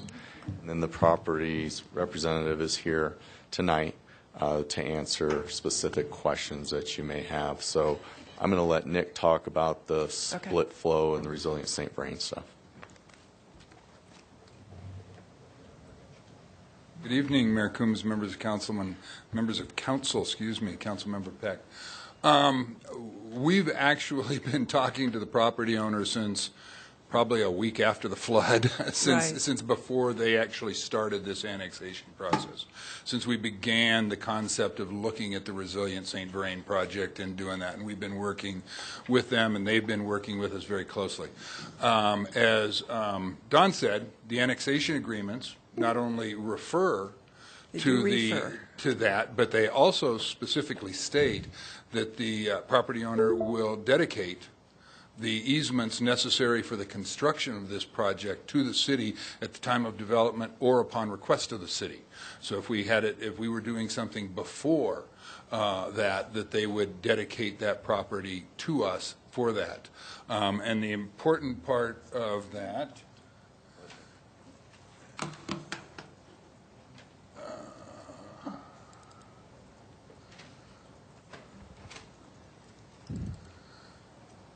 we were here a couple of weeks ago and showed you this graphic which shows the floodplain, and the property we're talking about is out in this general area here. But the two things that are critical here are and what this graphic shows, if you recall, is the pinkish color is the existing regulatory floodplain. The blue, and it overlaps a lot, is the existing conditions. That is what the floodplain actually is based on the new hydrology. And this light blue or turquoise is what we're trying to make it. And what you're seeing here is actually what that split flow condition looks like, where we have a certain amount of flow that continues on downstream underneath the existing Hover Road, and then we would actually have a secondary channel that would come around here for the flood flows, and then a separate structure under here to do that. And what this improvements upstream here does is that's what commences, that's not what commences, that's what resolves in taking all of that property out of the floodplain once we get these things done. It really does more to resolve downstream property than it does their property. Correct. Has a better benefit there. So the annexation agreement states that they will work with us, property owners will work with us on it. We've done conceptual level, but we're working up that way. We don't have final design done. As we have looked at this, we have looked at these two different options, which I think you've seen before, and this is a version of that split flow where the major flows come through here. And you talked about, you know, and I want to come back to the fact that we've done conceptual level design on this level of the work. We're not down to any sort of close to any final design because we're working downstream on those others. But this is that, and at one point in time, some of the discussion was, because of the fact that we would be having excess material, how do you dispose of that excess material? And one of the thoughts was that you might fill in some of these pond areas. I think the property owner, and they could speak to it, want to keep some of those ponds there for their property, but that's something we've discussed with them. It's an option. It wouldn't be finalized until we get to the final design phase of the project. The single thread option, as you talk about, has to widen this channel out and do so much work in here and then to replace the Hover Road Bridge that's the one that we've kind of steered away from and leaned towards the split flow option because of the huge impacts that has on Rogers Grove and on this channel. And so we feel that the split flow option is the preferred option from a sustainability, resiliency, and the environmental impacts option. And I guess my question is, has the Golden Foundation as well as the Nelson family agreed to that, or is it just something they're considering? It's in the annexation agreement. Okay. Where are you? But it wasn't in the other part. In each one of these annexation agreements, in paragraph 4.23a, and I'm not sure what pages you have, but it's on page, I'm looking at page 5 of the Phase 1 annexation agreement. The owner agrees to dedicate easements at the time of platting or upon request of the city as determined by the city to be necessary for the construction of RSV resilient St. Vrain improvements associated with an airport road, and that relates specifically to this one. The other one talks about a Hover Road crossing, and channel improvements that will pass St. Vrain split flows through the property, or any other St. Vrain Creek improvements to carry 100-year flood flows. And that wording is in each one of the phases or something very similar to it to address that as something that's been in there. And I will say, like I said, we've been working with this property owner, with these two property owners on this issue since almost immediately after the flood. We worked with them as we were trying to clean out the channels up there and get things flowing again post-flood. So they've been very closely working with us. Okay.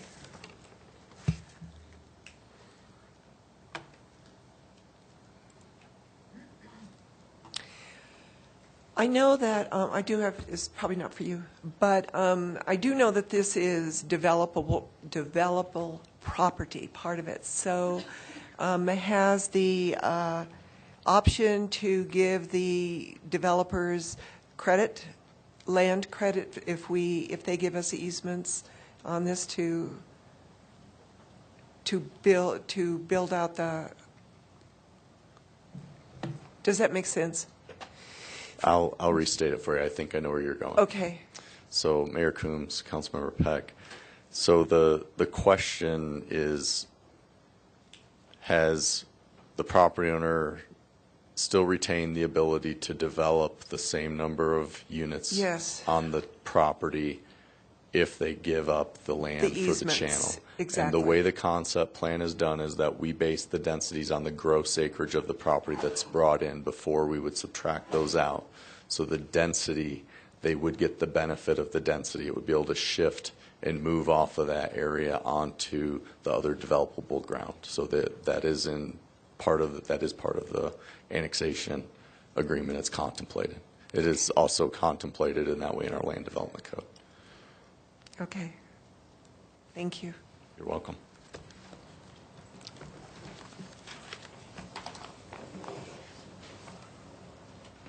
Councilmember Santos. Thank you, Mayor Coombs. I move 8B.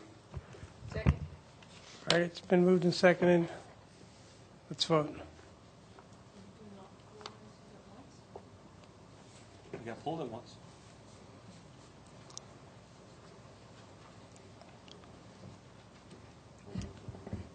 Mayor and council, seems like we can do them all at once on first reading, since we do consent agendas Yeah. en masse. That's what I thought.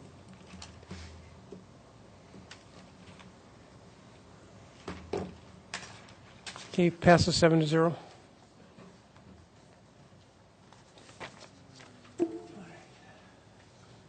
Mayor Coombs, your next item is Resolution 2017-78.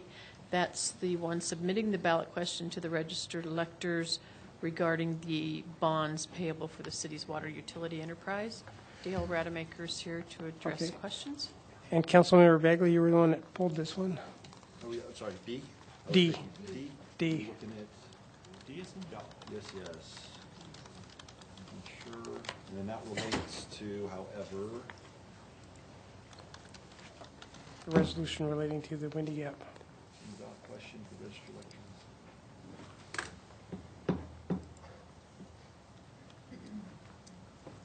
So, and then, hold on, F. And then G. Page 669. Yeah, no, I'm not, yeah, I know. But so the, sorry. Thank you, Mayor Coombs. I wanted to use this opportunity, because it says including but not limited to the Windy Gap Firming Project. There were, we were challenged by many people tonight about, well, defend your stance. What you going to do with the water?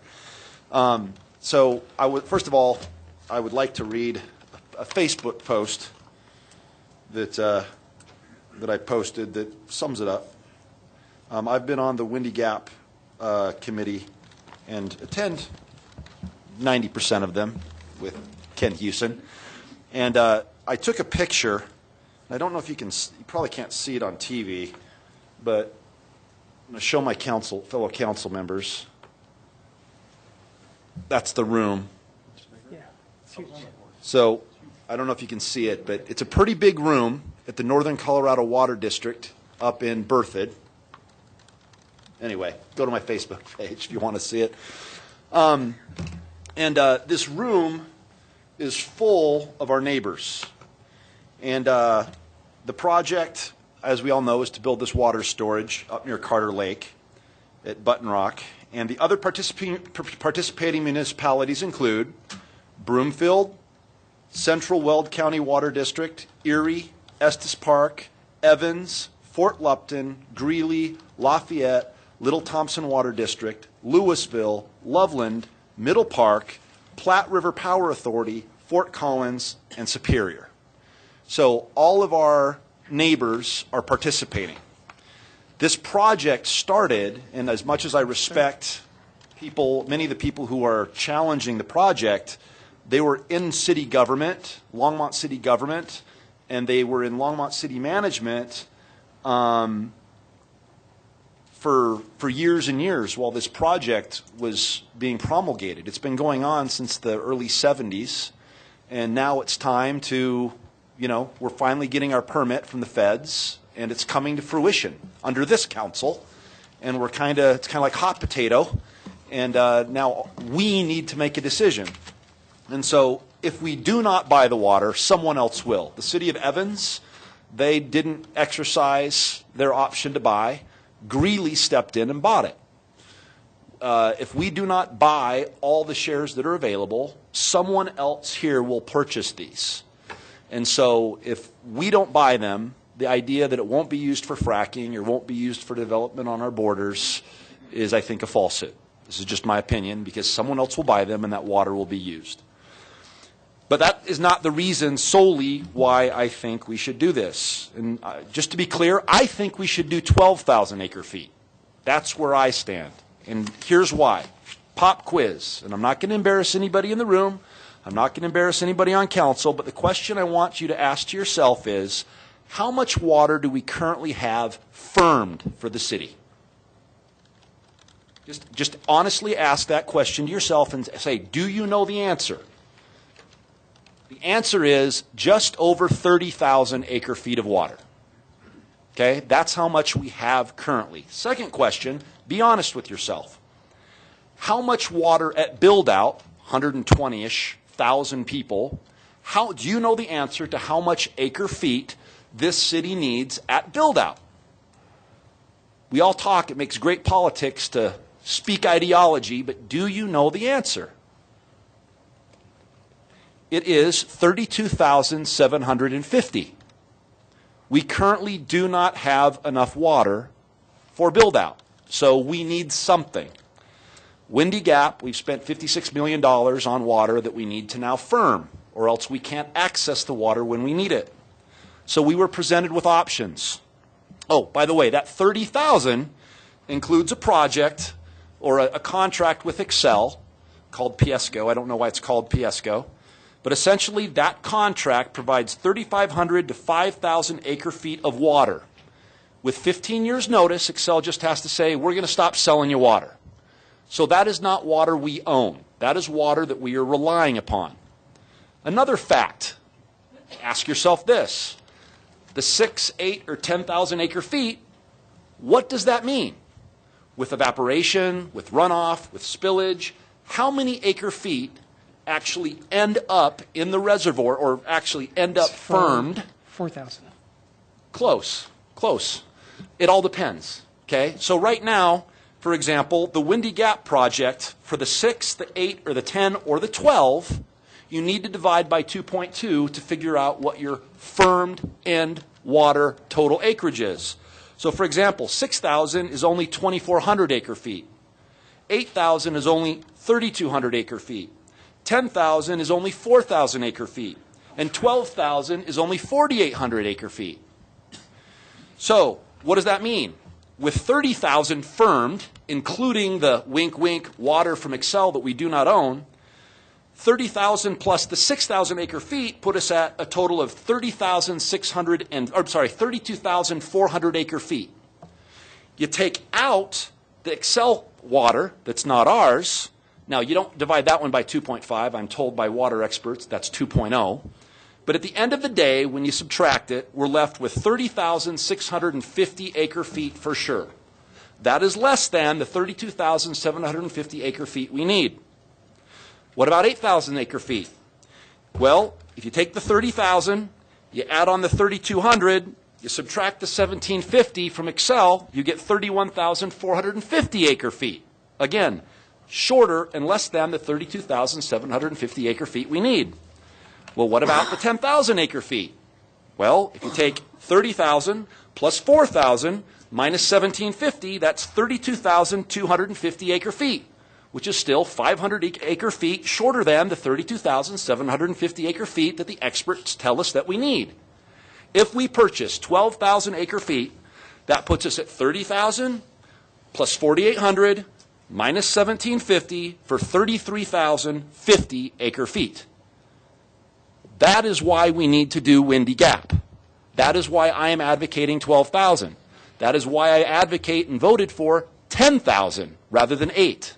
That is why I'm advocating 10,000 rather than 6, because I couldn't get the 12,000 from my fellow council members. I stand for 12,000 acre feet. Now, we need to look at other options. Well, why don't we just go ahead and do things like the Union Reservoir?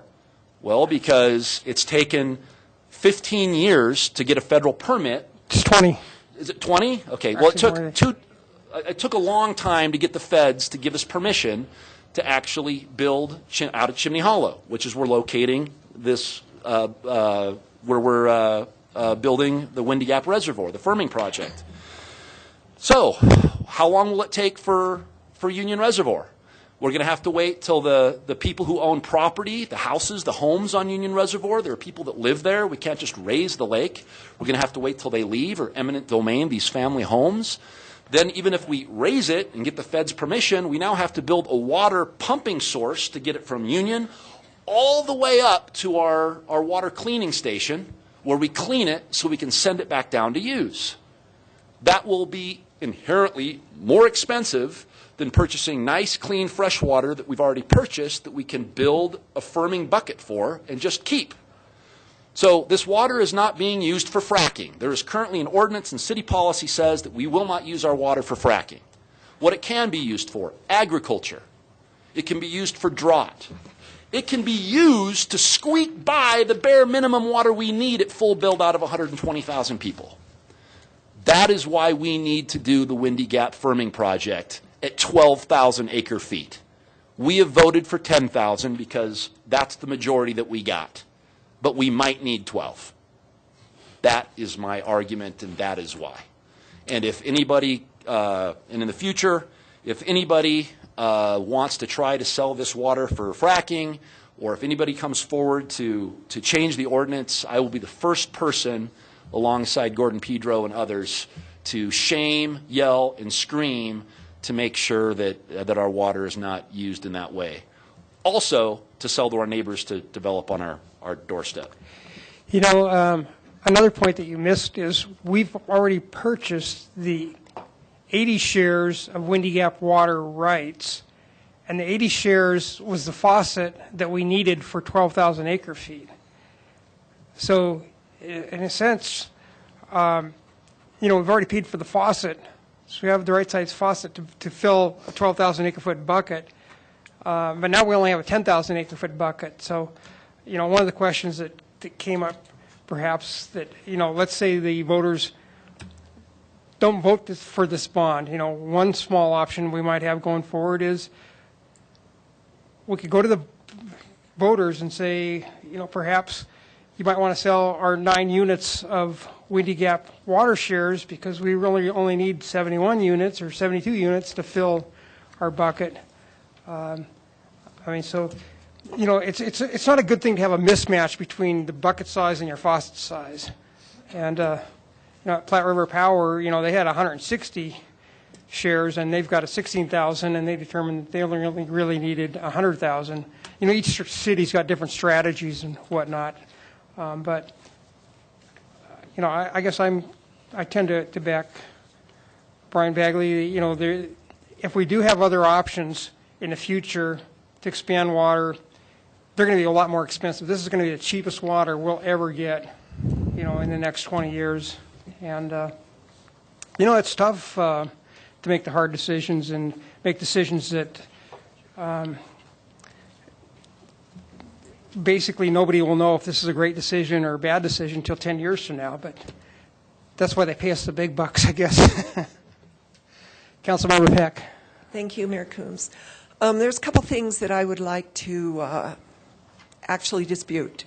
First of all, the room that Brian Bagley showed where everybody meets, we don't know if the people in the other jurisdictions, if they're going to their residents and saying, we know we agreed on this in this big room years ago, but now we want more. And going to their residents and telling them that the original reason that they met in this big room has changed, and they are going back to their residents and saying. So we don't know what the other municipalities are doing. And the other thing is, if we don't do the 10,000 acre feet, that those shares will be sold to someone else is a misnomer. We already own the shares. There's no shares to be purchased here. We're not purchasing shares of water. We own them. What we're doing is firming up the shares that we have. And I will ask Dale Rademacher to confirm this or not. And the other thing that was said at the last council meeting was that there's no difference in the cost to the public of 8,000 acre feet or 10,000 acre feet, and that isn't true. There is a difference in the monthly cost of those different participation levels.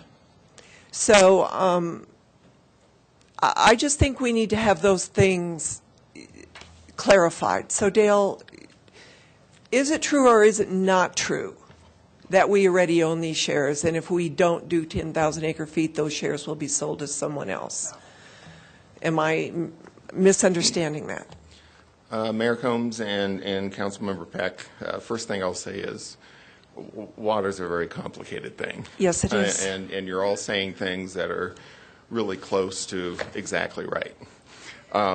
And so, well, thank you. Councilmember Peck, with response to your question on the 80 units of Windy Gap, yes, the city owns those 80 units. We just finished our last payment this year, and they can only be sold with a vote of the public. People.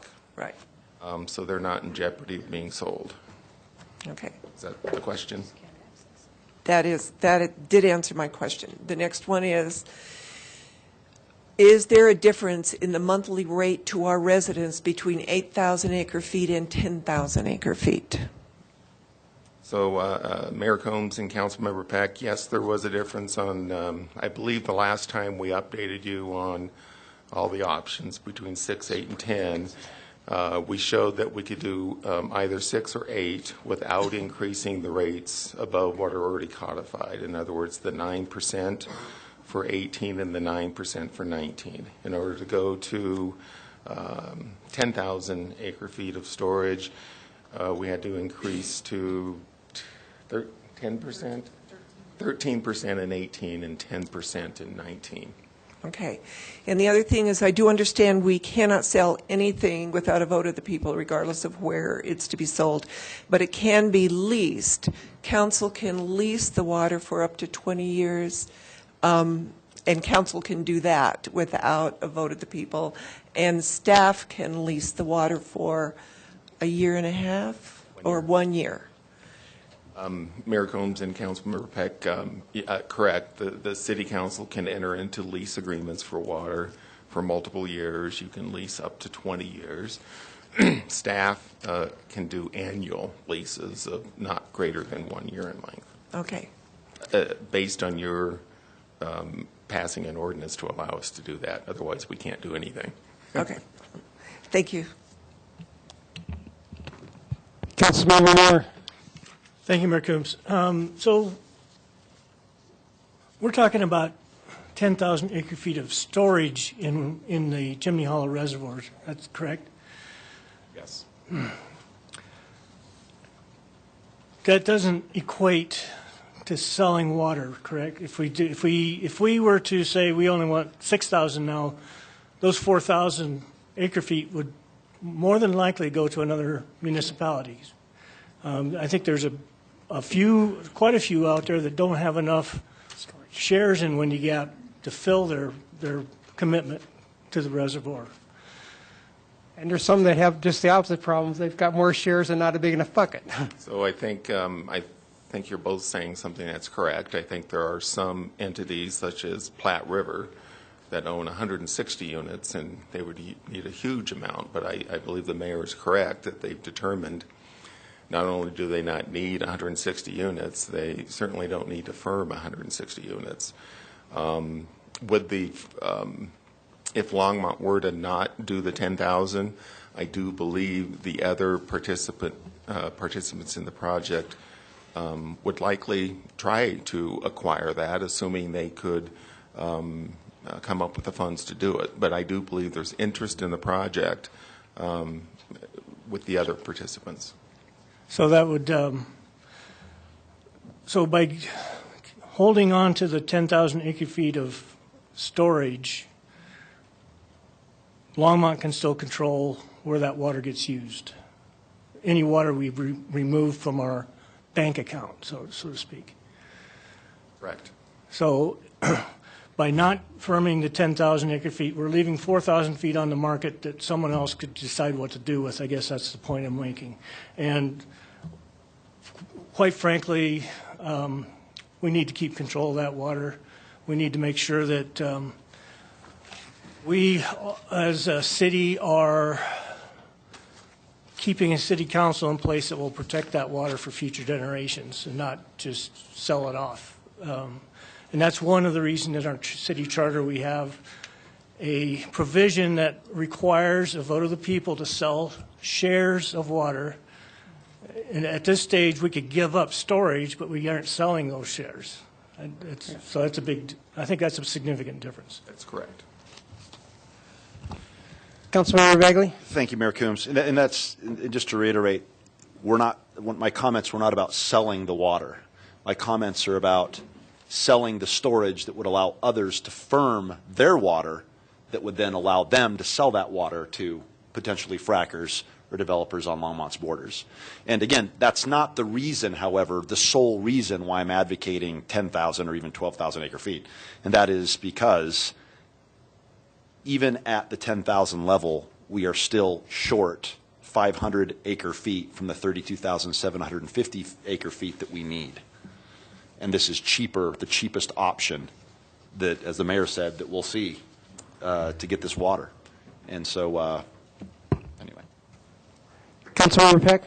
So my question was to clarify, because when you're talking about shares and you're talking about water, that can be interpreted by almost everybody who doesn't deal with water, that they're water shares, not shares of storage capacity. And I think that is where the difficulty in explaining this to the public comes from. It's so I thank you for that clarification. We're talking about that we would sell the storage capacity, but when you say you can sell the shares, to me that just that sounds like water. It doesn't sound like storage capacity. So thanks for that clarification. Councilmember Bagley? Thank you, Mayor Coombs. And one other thing that dawned on me that when I got on the board, which is we are the only city having this conversation. Everyone else is pooling together to finance the project. Longmont is on its own to finance its portion of the project. And so everybody else in that room, there's solidarity, and then there's Longmont. And so I don't know the details of their financing or their bonding, but that's why we're dealing with this. We're not permitted to participate, and this is our solution. Mayor Combs. Go ahead and explain that, Dale. Mayor Combs and Mayor Pro Tem Bagley, a couple of things on that. So if the bond issue passes, the city could choose to participate in the overall group funding, if you will. That would be our choice. The reason we're concerned about that would be that, A, you have to pool with all the other participants, and the bond rating may or may not be as favorable as the city can get because of our very high rating. And so that's a reason to pause and to at least wonder whether you would want to do that or not. We'd certainly have the ability to do that, the way the ballot is written. And the other is that we, up until now, we were intending to come to the project with cash as opposed to debt financing. And so that's part of the reason Longmont's different. I think the other cities had not planned as well as we had up to then and knew that they needed to issue debt. Councilmember Christensen? Don't leave, Dale. I know you've explained this before, but I would like you to go over this again. Our relationship with Excel, that seems to be kind of critical to the fact that our city staff recommended something based on including our Excel relationship. and the water board chooses to not include that. And that's a very big difference. And Sure. yeah. So Mayor Combs and Councilmember Christensen, it is an exchange agreement between the city and Public Service Company of Colorado, which is a subsidiary of Excel. It's one that we entered into about 10 years ago. In 2002, so many years ago, we entered into that. It is an agreement whereby they exchange CBT units that they own for fully consumable water that the city owns. And so we are giving them a like amount of water that is actually more useful to them because we are able to release it either out of Union Reservoir or out of the city's wastewater treatment plant for delivery, either the Fort St. Vrain generating plant or the Pawnee station downstream on the Platte River. And so that's why the exchange made sense for both parties to do. And so this is not a sale of water. So they're not selling water to the city, they're exchanging. And it's every year we decide how many units of CBT we want to exchange. And it ranges from 3,000 up to 5,000 units. And I think I've explained that. So that's a 75-year term agreement. It does have a 15-year termination clause in it, whereby either party, upon notice, 15 years after giving that notice, can terminate the agreement. And the way staff has analyzed that over the years is that we actually see that particular water right as really as stable as many other water rights. In other words, we also have a contract. So our Windy Gap and our CBT water rights, we don't actually own the water right there. We own via contracts with the Northern Water Conservancy District to take delivery of that water. So we have to continue to meet the terms of the contract. If, say, Excel, or I should say Public Service Company, decided to terminate the agreement today, we would have 15 years to make up that difference. I think we also have a first right of refusal to purchase, I think, up to 2,000 units. I probably wouldn't recommend that. CBT is incredibly expensive right now. I don't think we should buy that. What we would likely do is complete the first phase, possibly the second phase of the Union Reservoir pumping project, of which a portion of that is already built. It's likely a project we're going to want to complete in any event because it's a good project that allows us to reuse water, whether it be our Windy Gap second use rights or from our exchange or our change cases. So we would go to other options. That's what Longmont would do. I guess the other thing I would say is that the hydrology and all the numbers that we're working with, I can't stand here and say that they're ever going to be exactly perfect. Those are the best estimates that we have of how much acre-feet yield we have today and how much acre-feet yield we believe we will need at build-out. And that's always a changing dynamic. And so lots of things change that, and that was part of the variability that was in the study. So on the plus side, climate change can increase temperatures and cause higher, greater water use. Additional conservation can dampen demand and lower the demand. So everything's in flux, which is why I said, I didn't mean to be flip about it, that you're all saying things that are accurate, but it is a very complicated thing. And it is in constant change, which is why one of the smartest things that we can do is just pay attention as we go forward. And I'll also say Longmont in the future will have to do everything it has and can do to protect the water that we have, because there's many in the state that would love to have the water supply that the city has. So if there's anything for us to do, it's to protect what we got. Councilmember Moore. Thank you, Mayor Coombs. You mentioned cost, Dale. If I remember correctly, sitting in the water board meetings, I think CBT is on the order of $35,000 an acre foot. Or is that your share? I don't know if it's at 35,000 yet. If it is, I'd like to sell it. 28, yeah. So it's about 25 to 28,000 a share, and we yield it at another issue, 0.76 per unit. So if you convert that to an acre foot, it's close to 40,000. 40,000 per foot. Yeah, $40,000 an acre foot. Yeah. Right, but not a unit. Okay. And if I remember correctly, also the construction cost for Windy Gap is $10,800 an acre foot. Okay, so the construction cost for the Windy Gap firming project is estimated right now at about $4,700 per acre foot. 4,700. 4,700 per acre foot. Well, So for 10,000, we need roughly 47 million. Okay. It's a deal. It's a deal. Sounds like a screaming deal. And that's the storage vessel. And I get that. We only already- yield 4,000 acre feet out of the 10. Yes, right. You got to do all that other math to get to your firm acre foot yield. Yeah, firm acre foot yield.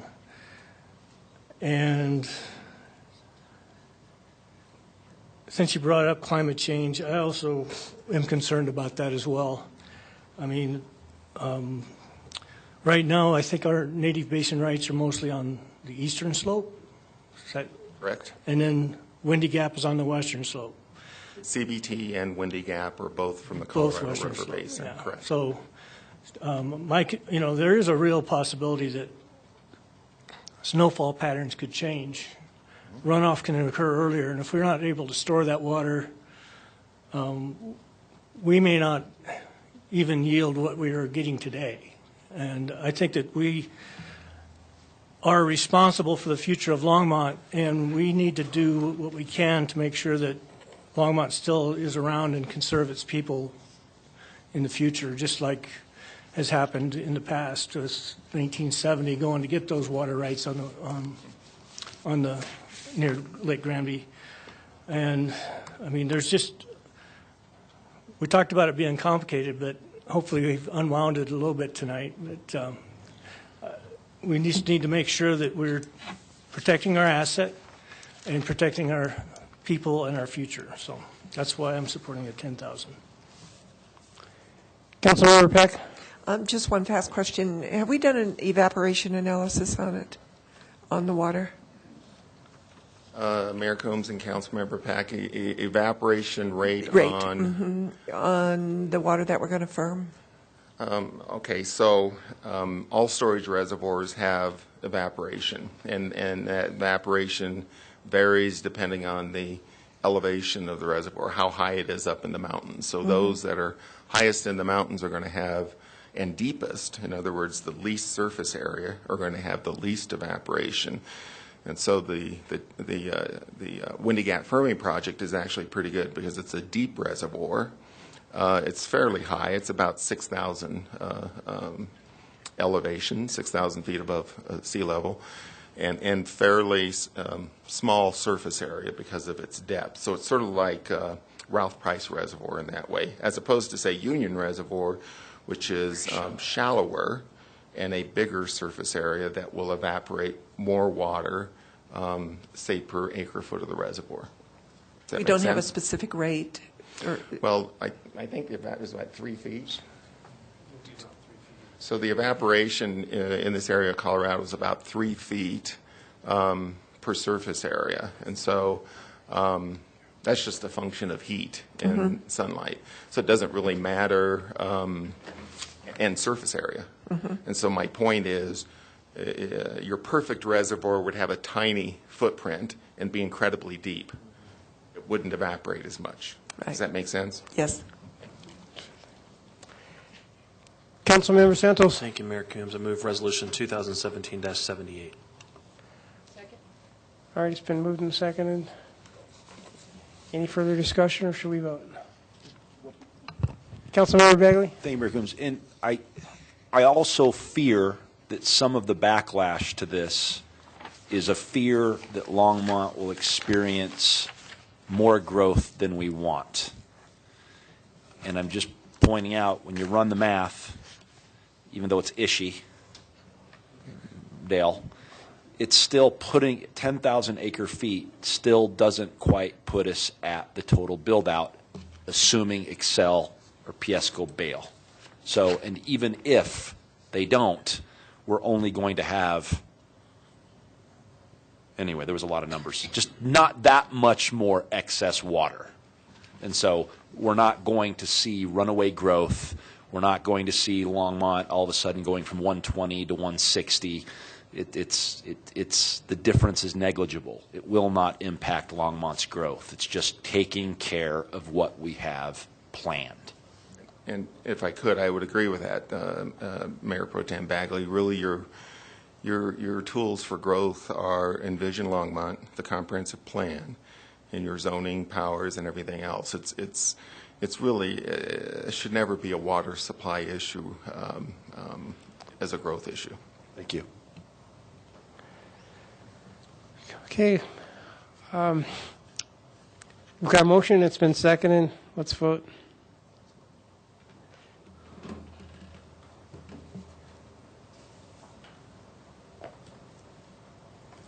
And it passes 7-0.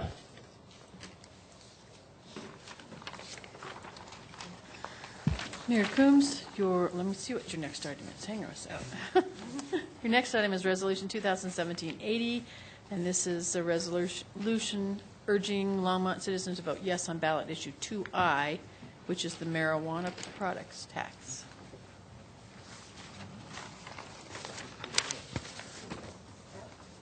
Yeah. I am going to move this resolution because when we had the discussion earlier, my questions were answered. All right, it's been moved and seconded. Let's vote. Just a second. I need to get that down. Hang on a second. Got to clear the. And more seconded? Okay, thanks.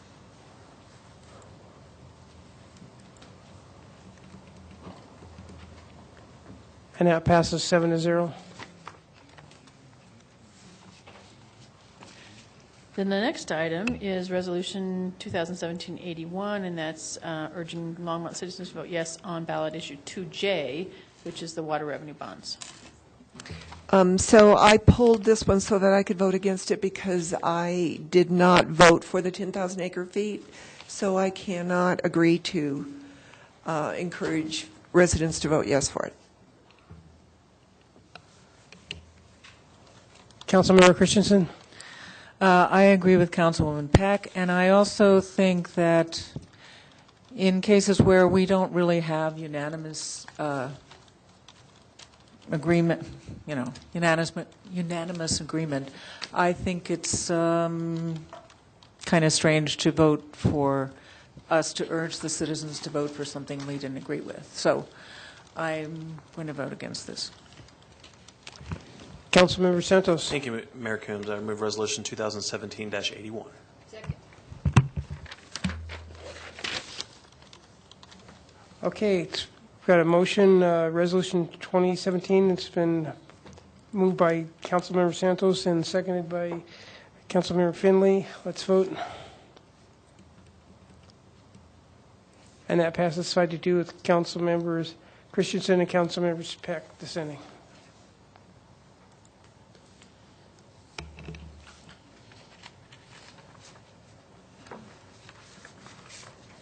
Is that all the things we've pulled off? That was the last thing pulled off, yes. Okay, so now we're on to the general business. And first item is an LGID resolution, so we'll need to recess before we read the resolution.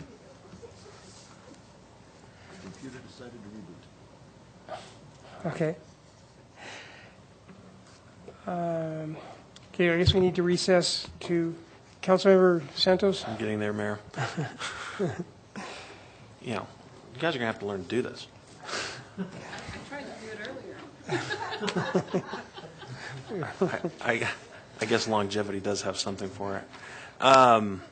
Mayor Coombs, I move that we recess as the Longmont City Council and convene as the Board of Directors of the Longmont General Improvement District Number 1. All right, so we got a motion, it's been seconded by Councilmember Christensen, and let's vote.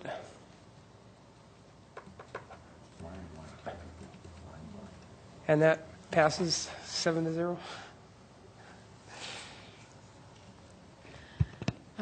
First item, or the only item on LGID agenda, is Resolution LGID 2017-02, a resolution of the Board of Directors of Longmont General Improvement District Number 1, enacting a supplemental budget and making an additional appropriation for the expenses and liabilities of the district for the fiscal year beginning January 1st, 2017. We don't have a staff presentation on this, but Jim Golden is here to answer questions. Does anybody have any questions for Mr. Golden? Okay, then I move that we, Councilmember Finley? I would like to move Resolution LGID 2017-02. Second. All right, that's been moved and seconded. Let's vote.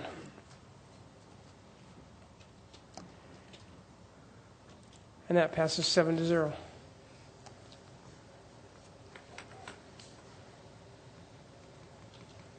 Now we need to adjourn. Councilmember Santos. Thank you, Mayor Coombs. I'll just keep it going. This will be one of my last ones. Have you ever not done it? Yeah, a couple times. Some other member, somebody else did one a while back. I think last year. Last year. You guys are going to have to learn. I move that we adjourn as the Board of Directors of the Longmont General Improvement District Number 1 and convene as the Board of Commissioners for the Longmont Urban Renewal Authority. Second. Okay, let's vote. Isn't that what else we do? We've mentioned. And that passes 7-0.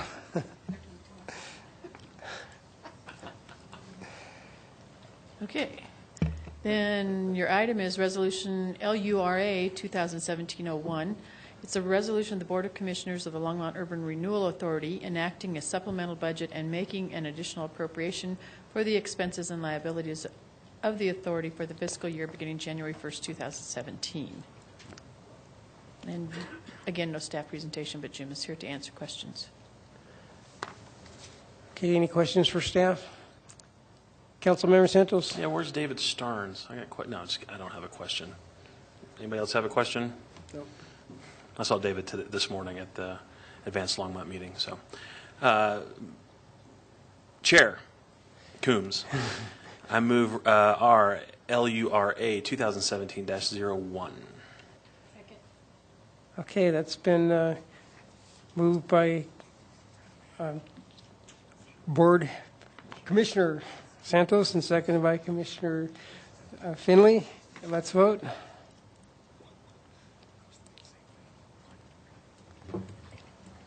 And that passes 7-0.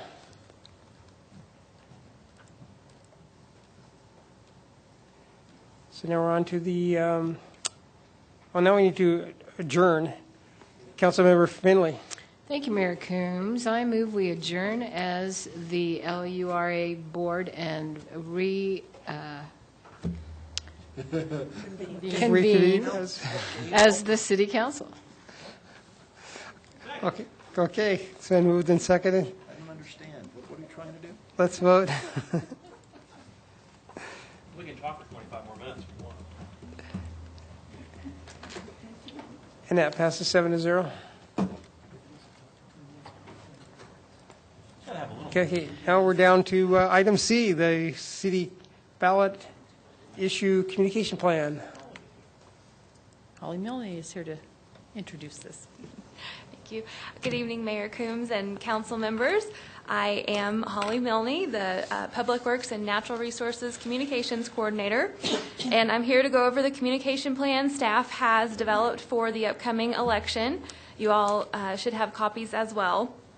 So as you confirmed this evening, the city will place 3 issues on the November 7th ballot in addition to the retention of Judge Frick. Our key goal in communications will be to provide factual information to promote awareness among voters prior to the election. As you can see on the plan, this will be a citywide effort with a variety of staff involved. To engage the public, we will use a number of communication tools, including our website, social media, email newsletters, video, print articles, community presentations upon request, educational display boards at city facilities, and a direct mail piece to all Longmont households. The mailer is our biggest tool and will provide information on all 3 issues as well as pro-con statements for each. Information will be provided in both English and Spanish as possible, and in cases where it's not, we will give instructions on how folks can request Spanish.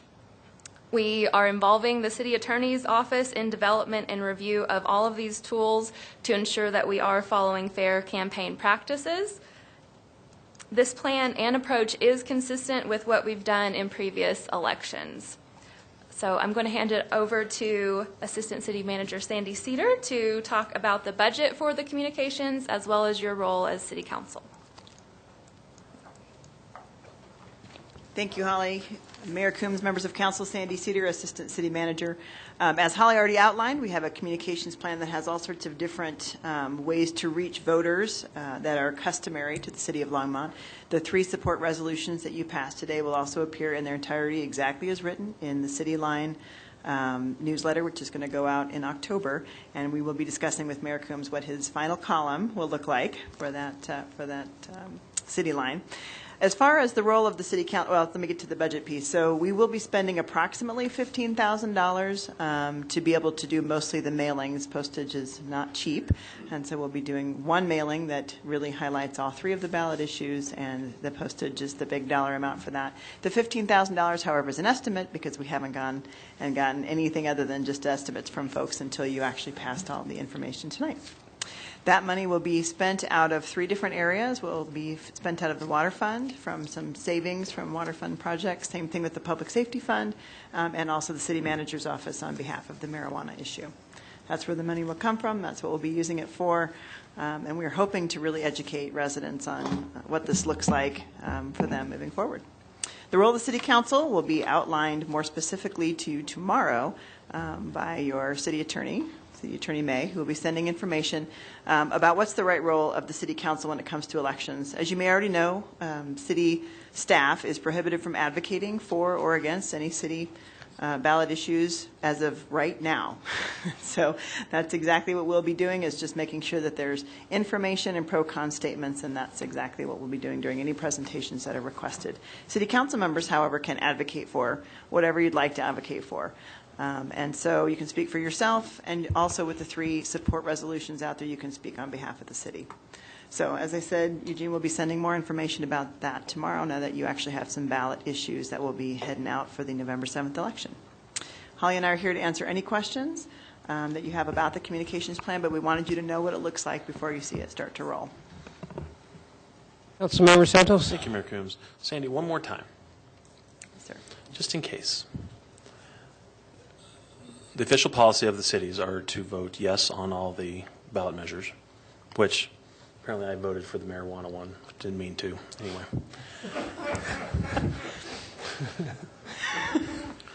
Yes. Lots of talking and not a lot saying going on this evening. But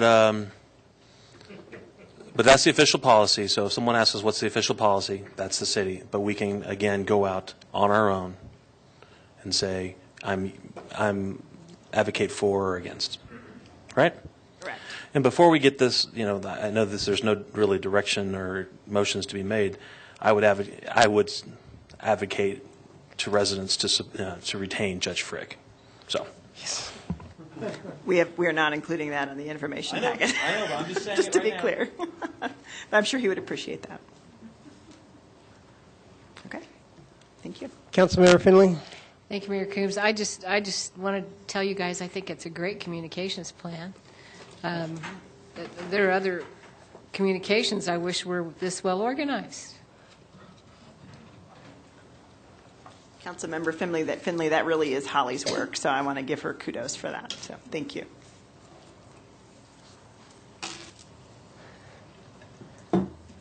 Okay, now we're down to the last item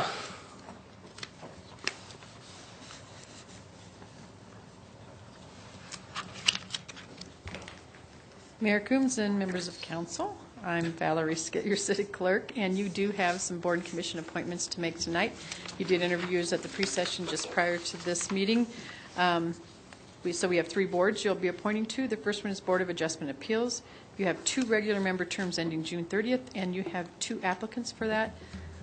You can use your ballots, or you can do it however you wish. I move that we basically assign both of the applicants to the positions. The Board of Adjustments and Appeals. Yeah, Board of Adjustment Appeals. That would be Peter and Linda. So, all in favor? Who seconded that? Finley, okay, thank you. Okay. Okay. So got that one done. So Peter Modafferi and Linda Whitco. Linda is currently an alternate, so next time we go out, they have another alternate. We'll fill that position. The Callahan House Advisory Board, you have 1 applicant and 1 regular term ending December 31st, 2019. Councilmember Bagley? Thank you, Mayor Coombs. I move that we appoint Amy Thornhill to the Callahan House Advisory Board for 1 regular term, expiring on December 31st, 2019. All right. All in favor? Okay. And on the Water Board, you have 1 regular term ending June 30, 2022, and you have 2 applicants. So we'll use the ballots this time.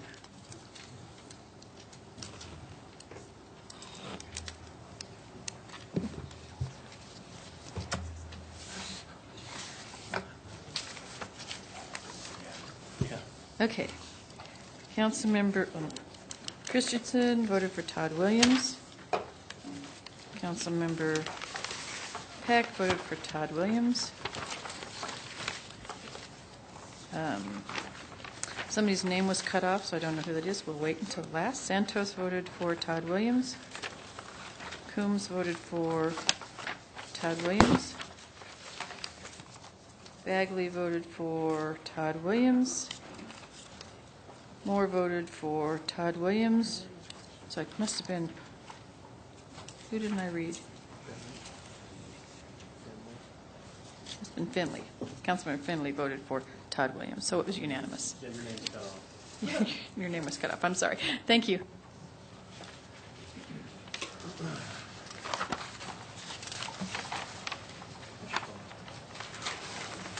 Okay, now it's time for final call. Public invited to be heard. Anybody from the public would like to come down and speak? Okay, I'll close final call. Public invited to be heard. So now is time for mayor and council comments.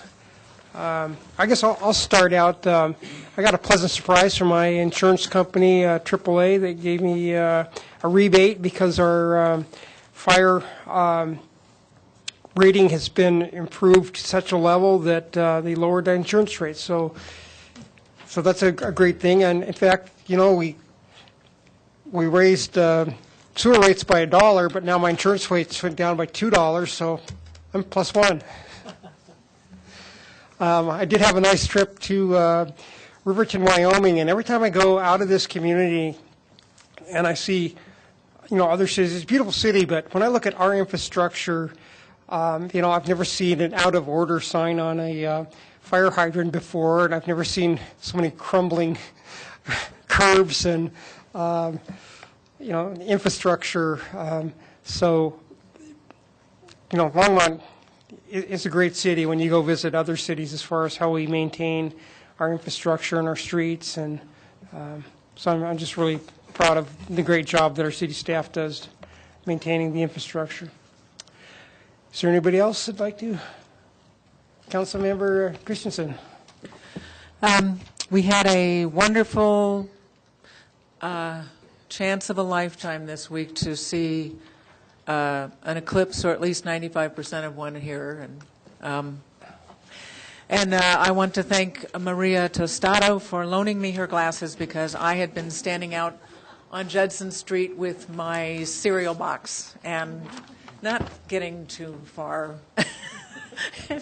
Yeah, I see a big white spot. But anyway, Maria loaned me her glasses. So it did occur to me that it was such a time of such stunning beauty that I hope that we can all reflect on the fact that this is, we could be more humble in the universe and get a little bit of perspective. We don't have to live with war, eternal war and hatred. We can live humble, decent lives with prosperity if we don't continue to support the arms race and constant war. Okay, city manager, any comments? Mayor, Council, I just wanted to inform you that the items that were discussed about being on the agenda, those have been taken care of, or on the website, those have been taken care of. Okay. Rigo has put those on the website while we were in the meeting. The other thing I wanted to check with you on, today at the LEDP meeting, Patty Quinones asked me if I was going to the groundbreaking for the Innovation Center. And I indicated I hadn't received anything. And so they sent that to me, and I was checking with council to say, did you all receive the notification on that? Okay. So if you didn't, I will send the email they sent me to all of the council, but it's Thursday at 5 o'clock, and it's diagonal from the Recreation Center on Quail. Okay. Thank you. City Attorney, any remarks? No comments, Mayor. Okay, this meeting is adjourned.